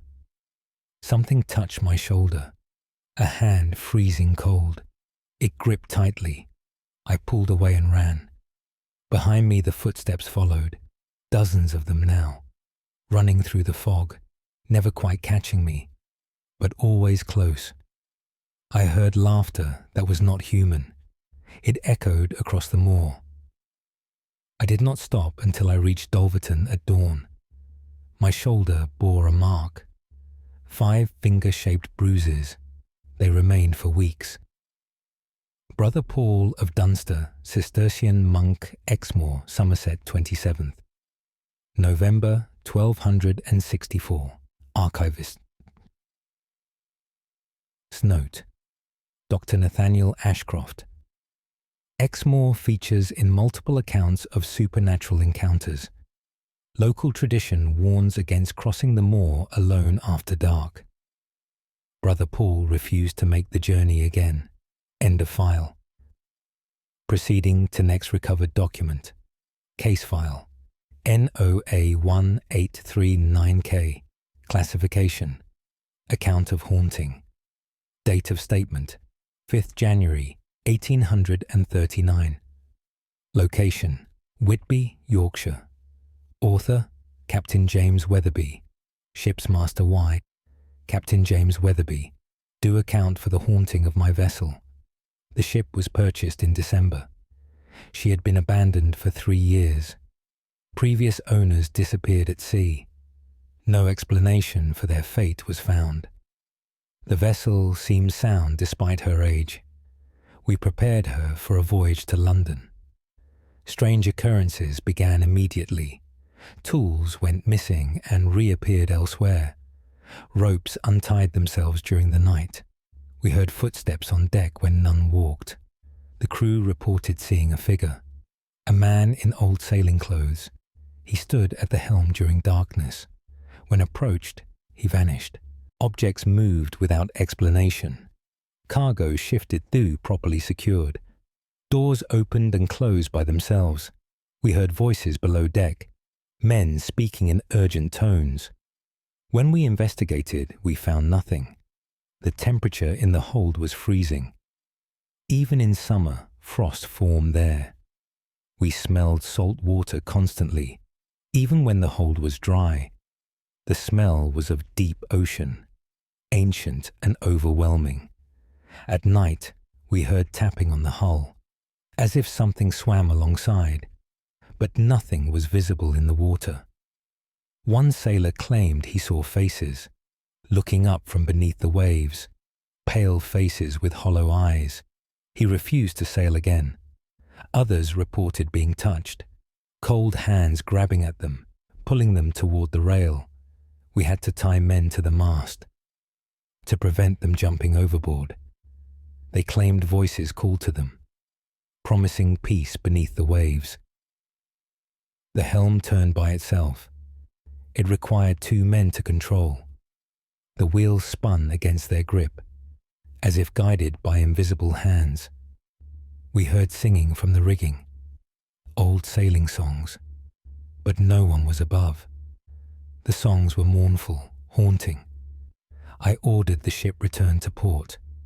We refused to sail her again. She sits abandoned at the dock. No crew will board her. The figure still appears at night, standing at the helm, looking out to sea. Captain James Weatherby, Ship's Master Whitby, Yorkshire. 5th January 1839. Archivist's note. Dr. Nathaniel Ashcroft. Ship records show. Vessel wrecked in storm 1842. No survivors found. Maritime folklore rich with tales of haunted vessels. This account notably detailed and corroborated by multiple crew members. End of file. Proceeding to next recovered document. Case file. NOA 1472-W. Classification. Statement of possession. Date of statement. 9th June 1472. Location. Hereford, Herefordshire. Author. Bishop Edmund Blackthorne. Bishop Edmund Blackthorne. Do record the possession of Sister Catherine Morse. The nun was 28 years of age. She had served the convent faithfully for 10 years. Her possession began suddenly in June. She collapsed during morning prayers. When she woke, she was changed. Her voice was not her own. It belonged to a man, elderly and harsh. She spoke Latin with perfect fluency. She recited theological arguments, complex debates beyond her learning. She knew heresies long forgotten. She described them in detail. Her eyes darkened until wholly black. She refused all food and water. Yet she did not weaken. Her strength increased beyond nature. She broke iron chains that bound her. She moved furniture without touching it. Objects flew across the room at her command. When I attempted exorcism, she mocked me. She spoke in ancient tongues, languages scholars could not identify. She told me secrets of the dead, details only they could know. She named bishops who died in sin. She described their final moments. She laughed at my prayers. She recited them backwards perfectly. Her body twisted in impossible ways. Her head turned completely around. She looked at me from behind. Her smile was wrong, too wide. She levitated above the floor. Her body remained rigid, horizontal. She rotated slowly in the air. Blood wept from her eyes. But she felt no pain. She spoke many voices at once. They argued among themselves. Some begged for mercy. Others cursed and blasphemed. The exorcism continued for 16 hours. Sister Catherine's body contorted. Her limbs bent at impossible angles. She screamed in languages unknown. The windows shattered from the sound. Finally, she fell silent. She collapsed unconscious. When she woke, she was mute. She never spoke another word. She died in the convent in 1481. Bishop Edmund Blackthorne Hereford, Herefordshire. 9th June, 1472. Archivist's note. Dr. Nathaniel Ashcroft. Convent records contain witness statements from 12 nuns present. Similar multi-voice possession appears in several NOA files. Sister Catherine's continued muteness suggests incomplete expulsion of possessing entity. End of file. Proceeding to next recovered document. Case file NOA1695L. Classification. Record of investigation. Date of statement 17th July 1695. Location Stratford-upon-Avon, Warwickshire. Author Dr. Henry Sutton, physician, I. Dr. Henry Sutton. Do record investigation of the widow Ashford's house. The woman reported disturbances for 3 months. She heard voices speaking from empty rooms. Objects moved during the night. Furniture rearranged itself. She found her possessions scattered. Doors opened though she locked them. Windows unlatched from inside. I visited expecting nervous disorder. What I witnessed defied explanation. We sat in her parlour discussing symptoms. We heard footsteps on the floor above. Heavy boots walking back and forth. Mrs. Ashford lived alone. We climbed the stairs to investigate. The upper floor was empty, but the footsteps continued. They moved ahead of us from room to room. We followed the sounds. They led us in circles, always just out of reach. In the main bedroom, we witnessed phenomena. A wardrobe door opened by itself. Clothes flew out and scattered. No wind blew. No person touched them. We heard breathing behind us. When we turned, nothing was there. The temperature fell dramatically. Our breath froze in the summer air. We heard whispering in the walls. Multiple voices speaking at once. Words overlapping, indistinct, creating unbearable noise. Mrs. Ashford covered her ears. She said this happened nightly. The voices never ceased. We saw shadows moving. They crossed the walls independently. No light source could cast them. They took human shapes, but their proportions were wrong. Too tall, too thin. Objects began falling from shelves. Books, ornaments, everything. They flew with force, as if thrown by invisible hands. A mirror cracked down the middle, then shattered completely. Glass sprayed across the room. We fled to the ground floor. The disturbances followed. Doors slammed throughout the house, all at once, repeatedly. Windows rattled violently. The house shook, as if something moved within the walls. We heard screaming, a woman's voice in terrible agony. It came from everywhere, from the walls, the floor, the ceiling. We could not locate the source. At dawn, everything stopped. Silence returned suddenly. The house appeared normal. Mrs. Ashford abandoned the property. The house remains empty.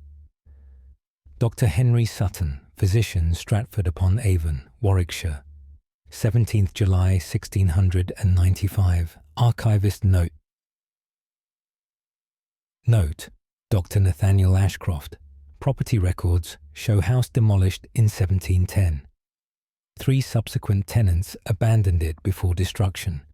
Historical inquiry found property built on site of medieval gallows. End of file.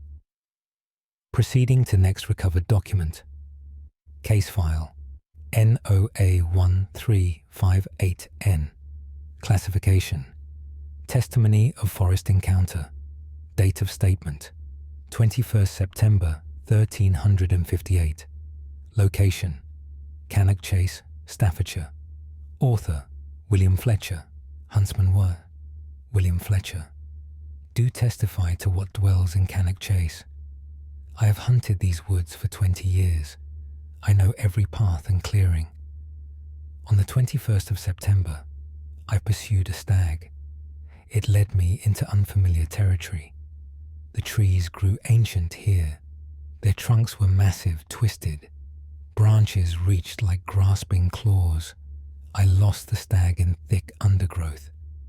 Darkness fell faster than expected. I turned to leave, but found no path. The trees had closed around me. I walked in circles for hours. Every direction looked identical. I heard movement in the darkness. Something large circled me, staying just beyond sight, breaking branches as it moved. I called out, thinking it was the stag.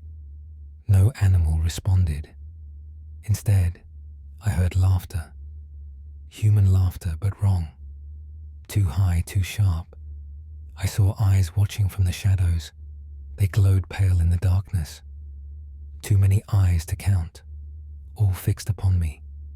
I heard whispering from the trees, voices speaking in unison, words in a language I did not know.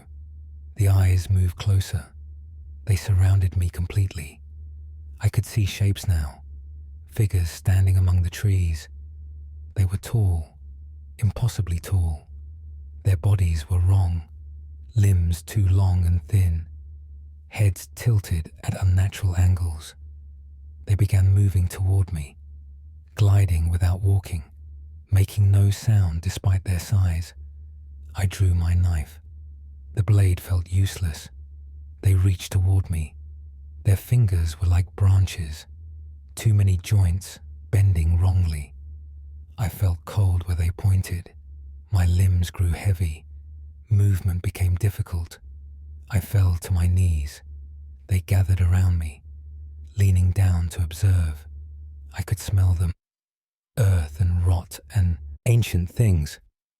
They whispered among themselves, deciding my fate. One touched my face. Its hand was bark and bone. I felt splinters enter my skin. Then suddenly, they vanished. A church bell rang in the distance. Dawn was breaking. The trees opened before me. I found the path immediately. My face bears scars from that touch. They remain to this day. William Fletcher, Huntsman Cannock Chase, Staffordshire, 21st September, 1358. Archivist's note. Dr. Nathaniel Ashcroft Cannock Chase features in numerous historical accounts of supernatural encounters. Area known for disorientation and unexplained disappearances. Fletcher's scars documented by local physician. Cause undetermined. End of file. Proceeding to next recovered document. Case file. NOA1781P. Classification. Account of church disturbance. Date of statement, 13th October, 1781. Location, Peterborough. Cambridgeshire. Author, Reverend Jonathan Whitmore. As Reverend Jonathan Whitmore. Do record disturbances in St. Peter's Cathedral. The phenomena began in October without warning. During evening prayers, we heard singing. It came from the crypt below. The crypt has been sealed for 50 years. The singing was Latin plainchant. We recognized the Requiem Mass, but the words were spoken backwards. We descended to investigate. The crypt door was locked as always. The singing continued from within. We unlocked the door with difficulty. The interior was undisturbed. Dust lay thick on every surface. No footprints marked the floor. Yet the singing surrounded us. It seemed to come from the walls. We saw nothing but heard clearly. The voices were many, overlapping, creating unholy harmony. We felt cold beyond natural chill. Our breath froze though it was autumn. We heard footsteps approaching, multiple people walking through darkness. We held our torches high. The light revealed nothing, but the footsteps drew closer. We felt air move as bodies passed. Something brushed against us, cold and solid, but invisible. We heard breathing all around, deep, labored breaths, as if from great exertion. The singing grew louder. It reached deafening volume. We covered our ears. It penetrated regardless. The sound came from within, from inside our own heads. Objects began moving. Ancient coffins shifted. Stone lids scraped across surfaces. We saw them move with our eyes, but no hand touched them. We fled the crypt. The singing followed us. It filled the entire cathedral. Congregation members heard it. Many fled in terror. We blessed the crypt repeatedly. The singing ceased for one night, then returned louder than before. We sealed the door with mortar. The singing penetrates the barrier. It continues every night at the same hour. We dare not enter again. Reverend Jonathan Whitmore, Peterborough, Cambridgeshire. 13th October, 1781. Archivists. Note. Dr. Nathaniel Ashcroft, Cathedral Records document phenomena spanning 20 years before cessation. Crypt contains burials dating to Saxon period. Similar backward liturgy reported in multiple NOO files involving ancient burial sites. End of file. Proceeding to next recovered document. Case file. NOA 1546D. Classification. Statement of possession. Date of statement. 8th March, 1546. Location, Exeter, Devon. Author, Father William Thornton. Verse, Father William Thornton. Do record the possession of Thomas Blackwell. The boy was 13 years of age. His possession began after finding a book. He discovered it buried in a field. Ancient leather binding, pages yellowed. Text written in symbols he could not read. He brought it home against all wisdom. That night, his behavior changed. He spoke in voices not his own. The voices were ancient, authoritative. They spoke Latin he could not know. He recited passages from the book, though he could not read its script. His eyes turned pale grey, like fog over water. His features shifted subtly, never settling on one face. He knew things he should not. Secrets of the dead, sins never confessed, private thoughts never spoken. When I examined him, he laughed. The laughter had many tones. Children crying, women screaming, men cursing, all from his throat at once. His strength became inhuman. 6 men could not restrain him. He bent iron bars with his hands. He threw grown men across the room. Objects moved at his will. Furniture overturned. Windows cracked. Doors slammed repeatedly. The temperature fluctuated wildly. Frost formed, then melted instantly. He levitated during the night. His body rose above the bed. He remained horizontal, rigid. He rotated slowly in the air. His mouth moved constantly. Words poured out endlessly. "Antiquus sum," he said repeatedly. His voice was terrible to hear. Each word caused physical pain. Those present reported bleeding ears. I performed exorcism for 11 hours. Thomas's body twisted impossibly. His spine bent backward. His head touched his feet. His limbs moved at wrong angles. He spoke the Latin prayers backwards. He corrected my pronunciation. He mocked my faith.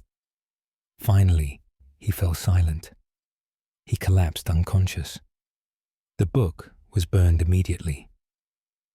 Thomas woke with no memory, but his eyes remained grey. He died within the year.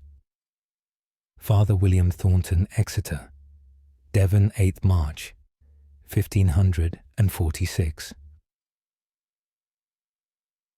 Archivist's note. Dr. Nathaniel Ashcroft. Latin phrase means, "I am ancient."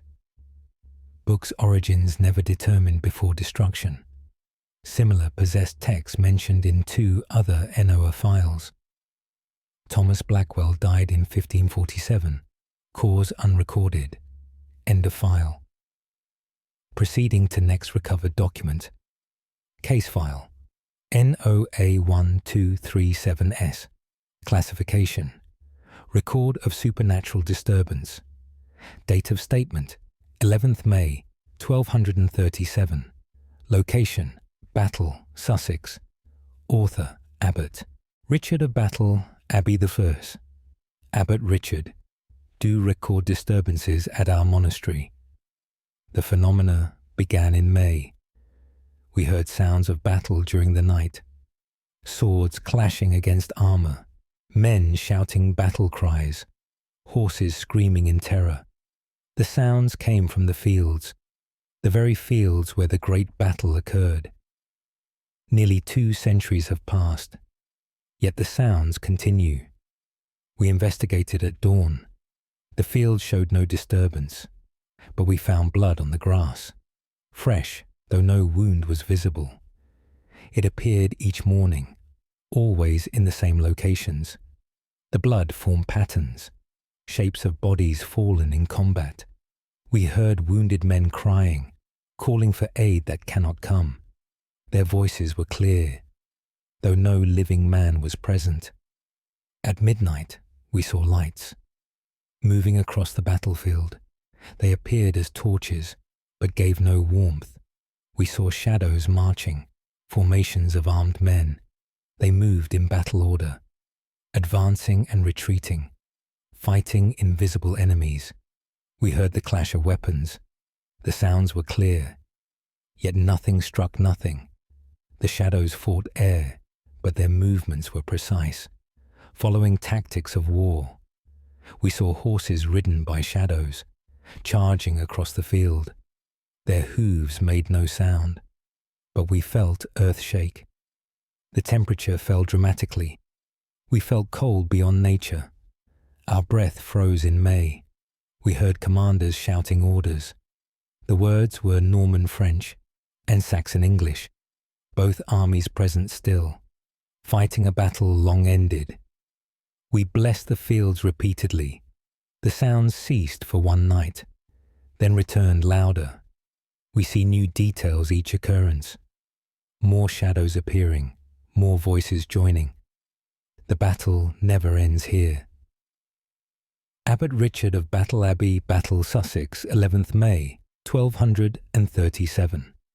Archivist's note: Dr. Nathaniel Ashcroft. Battle of Hastings occurred in 1066. Multiple accounts spanning centuries describe identical phenomena.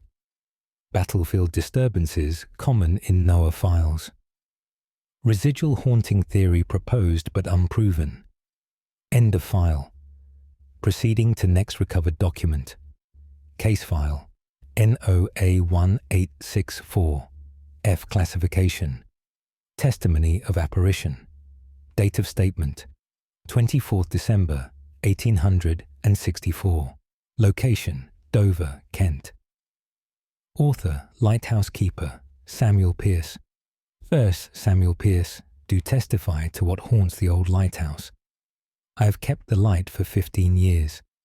I know every stone of this tower. On Christmas Eve, I worked alone. My assistant had fallen ill. At midnight, I heard footsteps. They climbed the spiral stairs. Boots on stone, heavy and deliberate. I assumed my assistant had recovered. I called down to him. No response came. The footsteps continued climbing. Steady, unhurried. I went to the stairs to greet him. The stairway was empty, but the footsteps continued. They passed right by me. I felt cold air move, as if a body brushed past. The footsteps climbed to the lamp room. I followed quickly. The room was empty, but I was not alone. I felt a presence. Something stood near the lamp, watching the sea. I could see nothing, but I felt it there. The temperature fell. My breath froze. The lamp flickered though protected. I heard breathing, deep, labored breaths, as if from great effort. Then I heard a voice. They are out there. The words were clear, spoken directly to me. I turned to look. I saw him then, a man in keeper's uniform. From decades past, his face was pale. His eyes were hollow. He pointed toward the sea. They are drowning, he said. His voice was distant, as if speaking from far away. I looked where he pointed. I saw nothing in the darkness. When I turned back, he was gone. but the presence remained. I felt him watching still. The next morning, I learned. A ship had wrecked in the night, exactly where he pointed. All hands were lost. The keeper appears often now, always at midnight, always watching, always warning too late. Samuel Pierce, Lighthouse Keeper, Dover. Ken, 24th December, 1864. Archivists. Note: Dr. Nathaniel Ashcroft. Maritime records confirm shipwreck. Previous lighthouse keeper drowned in 1842 attempting rescue. Similar guardian spirit phenomena documented in multiple coastal locations throughout NOAA files. End of file. Proceeding to next recovered document. Case file NOA 1429G. Classification: Account of haunted object. Date of statement: 3rd February 1429. Location: Norwich, Norfolk. Author: Master John Weston. Antiquarian: Y. John Weston. Do account for a cursed mirror. I acquired it from an estate sale. The mirror was ancient, beautifully crafted. Silver frame with strange symbols. I placed it in my study. That night, the disturbances began. I saw movement in the mirror, reflections that did not match reality. I saw faces looking out, pale faces with hollow eyes. They watched me from within the glass. When I approached, they retreated, fading into silver depths. I heard whispering from the mirror, voices too quiet to understand, but the tone was urgent. At night, I woke to find it moved. The mirror faced my bed. I had hung it facing the wall. Each morning it had turned, always facing where I slept. I saw myself in it one night, but my reflection was wrong. It moved differently than I did. It smiled when I did not. Its eyes were dark, hollow. It reached toward the glass, as if trying to break through. I covered the mirror with cloth. The cloth fell during the night. No wind blew. No hand touched it. Yet it fell repeatedly. I heard scratching from behind the glass, as if something clawed to escape. The surface remained unmarked, but the sound continued. I began seeing things. Shadows moving in my home. Figures standing in doorways, always in peripheral vision. When I looked directly, nothing was there. My sleep filled with nightmares. I dreamed of drowning in silver, of being trapped behind glass, unable to escape. Watching the world from within, others warned me. The mirror had a history. 3 previous owners. All died unexpectedly. I attempted to destroy it. Hammers bounced off the glass. Fire would not mark it. The mirror could not be broken. I buried it deep in my cellar, sealed behind brick, but I still hear it, scratching in the darkness, calling me to uncover it. Master John Weston, Antiquarian, Norwich, Norfolk, 3rd February 1429. Archivist's note: Dr. Nathaniel Ashcroft. Weston died in 1431. Circumstances unexplained. Mirror's current location unknown. Similar cursed mirrors appear in folklore worldwide. Physical impossibility of destruction suggests supernatural properties. End of file. Proceeding to next recovered document. Case file NOA 1673V. Classification: Statement of possession. Date of statement: 19th July 1673. Location: Gloucester, Gloucestershire. Author: Dr. Thomas Hartwell, physician. Dr. Thomas Hartwell. Do record the case of Elizabeth Warren. The woman was 41 years of age. Her affliction began without warning. She woke one morning unable to speak. Instead, she wrote messages. The handwriting was not hers. It belonged to various people. Men, women, children, all different scripts. The messages were disturbing. They spoke of darkness and suffering. They described places of torment. They begged for release. Elizabeth claimed no memory of writing. She said her hand moved by itself. Her fingers were guided by others. I witnessed this phenomenon. Her hand moved while she slept, writing page after page. The scripts changed repeatedly. Some were ancient, barely legible. Others were modern and clear. One message was entirely in Latin.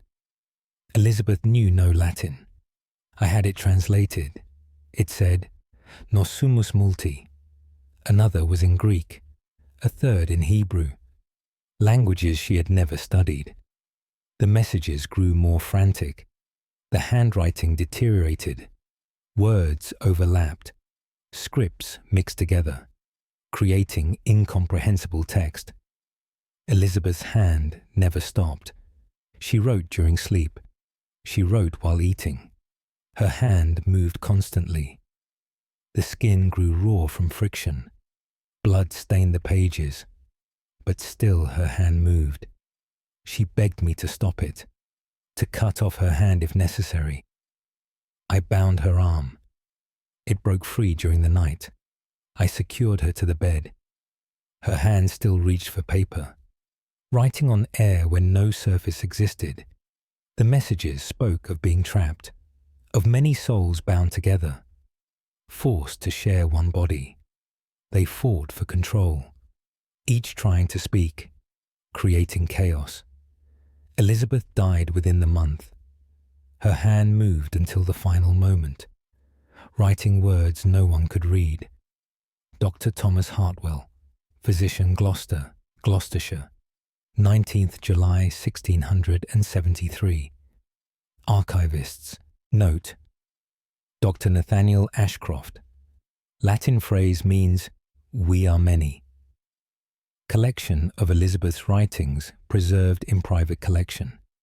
Graphologists confirm multiple distinct handwriting styles. Medical explanation never established. End of file. Proceeding to next recovered document. Case file NOA1385T. Classification: Record of Forest Haunting.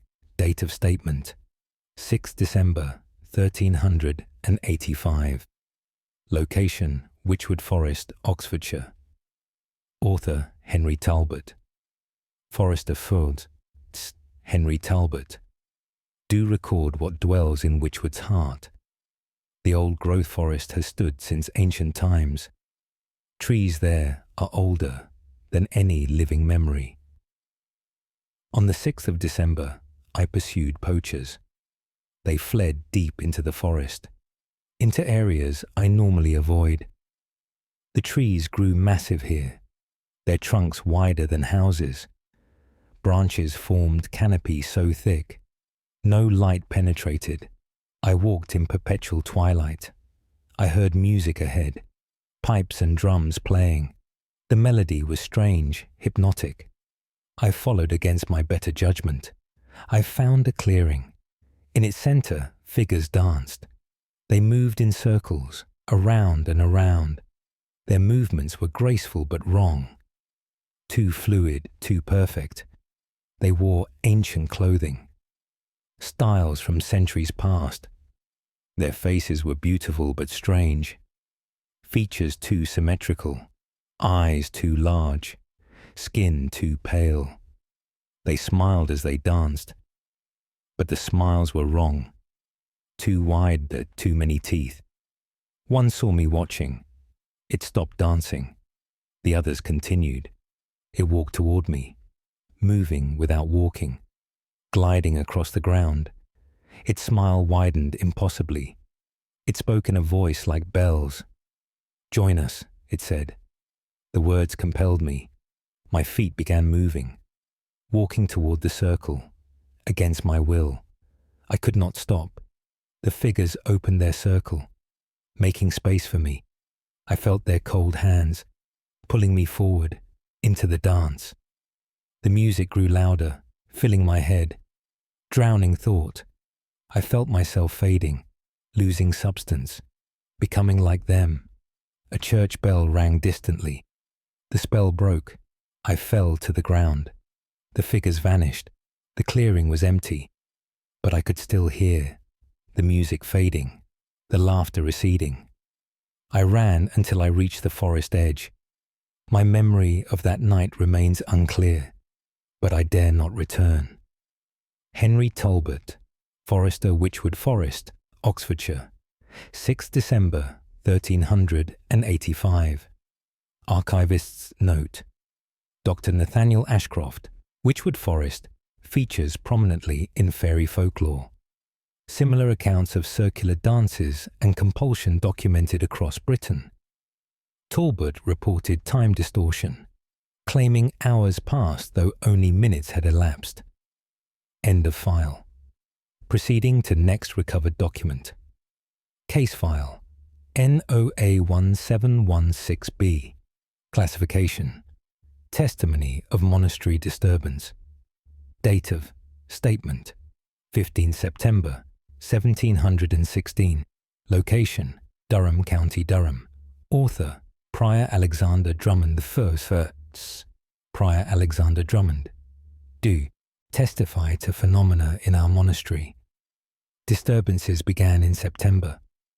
We heard bells ringing during the night, all the bells, simultaneously, though no hand touched the ropes. The sound was deafening. It woke the entire monastery. We investigated the bell tower. The ropes hung still, yet the bells continued ringing. We saw them moving, swinging without force, as if pulled by invisible hands. We attempted to stop them. We held the ropes firmly. The bells rang regardless. We felt vibrations through the ropes, as if something pulled against us, but nothing was visible. The ringing finally ceased at dawn. The next night, it resumed, always at midnight precisely. We heard chanting accompanying the bells, Latin prayers spoken in unison, but no living voice made the sound. It seemed to come from everywhere, from the walls, the floor, the air. We saw shadows in the tower, moving along the walls, taking the shapes of monks, but these were no living brothers. They moved through solid stone. They passed through each other. Their forms were indistinct, like smoke given shape. We heard footsteps on the stairs, many feet ascending. We saw the shadows climbing, moving upward in procession, toward the bells. They gathered beneath the belfry, standing in silent formation, then began pulling invisible ropes. Their movements synchronized perfectly. The bells rang with their pulling. We blessed the tower repeatedly. The phenomena ceased for one night, then returned with greater intensity. The bells ring every night now. The shadow procession continues. We dare not interfere. Prior Alexander Drummond Durham, County Durham, 15th September 1716. Archivist's note: Dr. Nathaniel Ashcroft Monastery records document phenomena spanning 3 decades. Building foundations date to 10th century. Similar bell-ringing phenomena reported in multiple monastic sites throughout Noah files. End of file.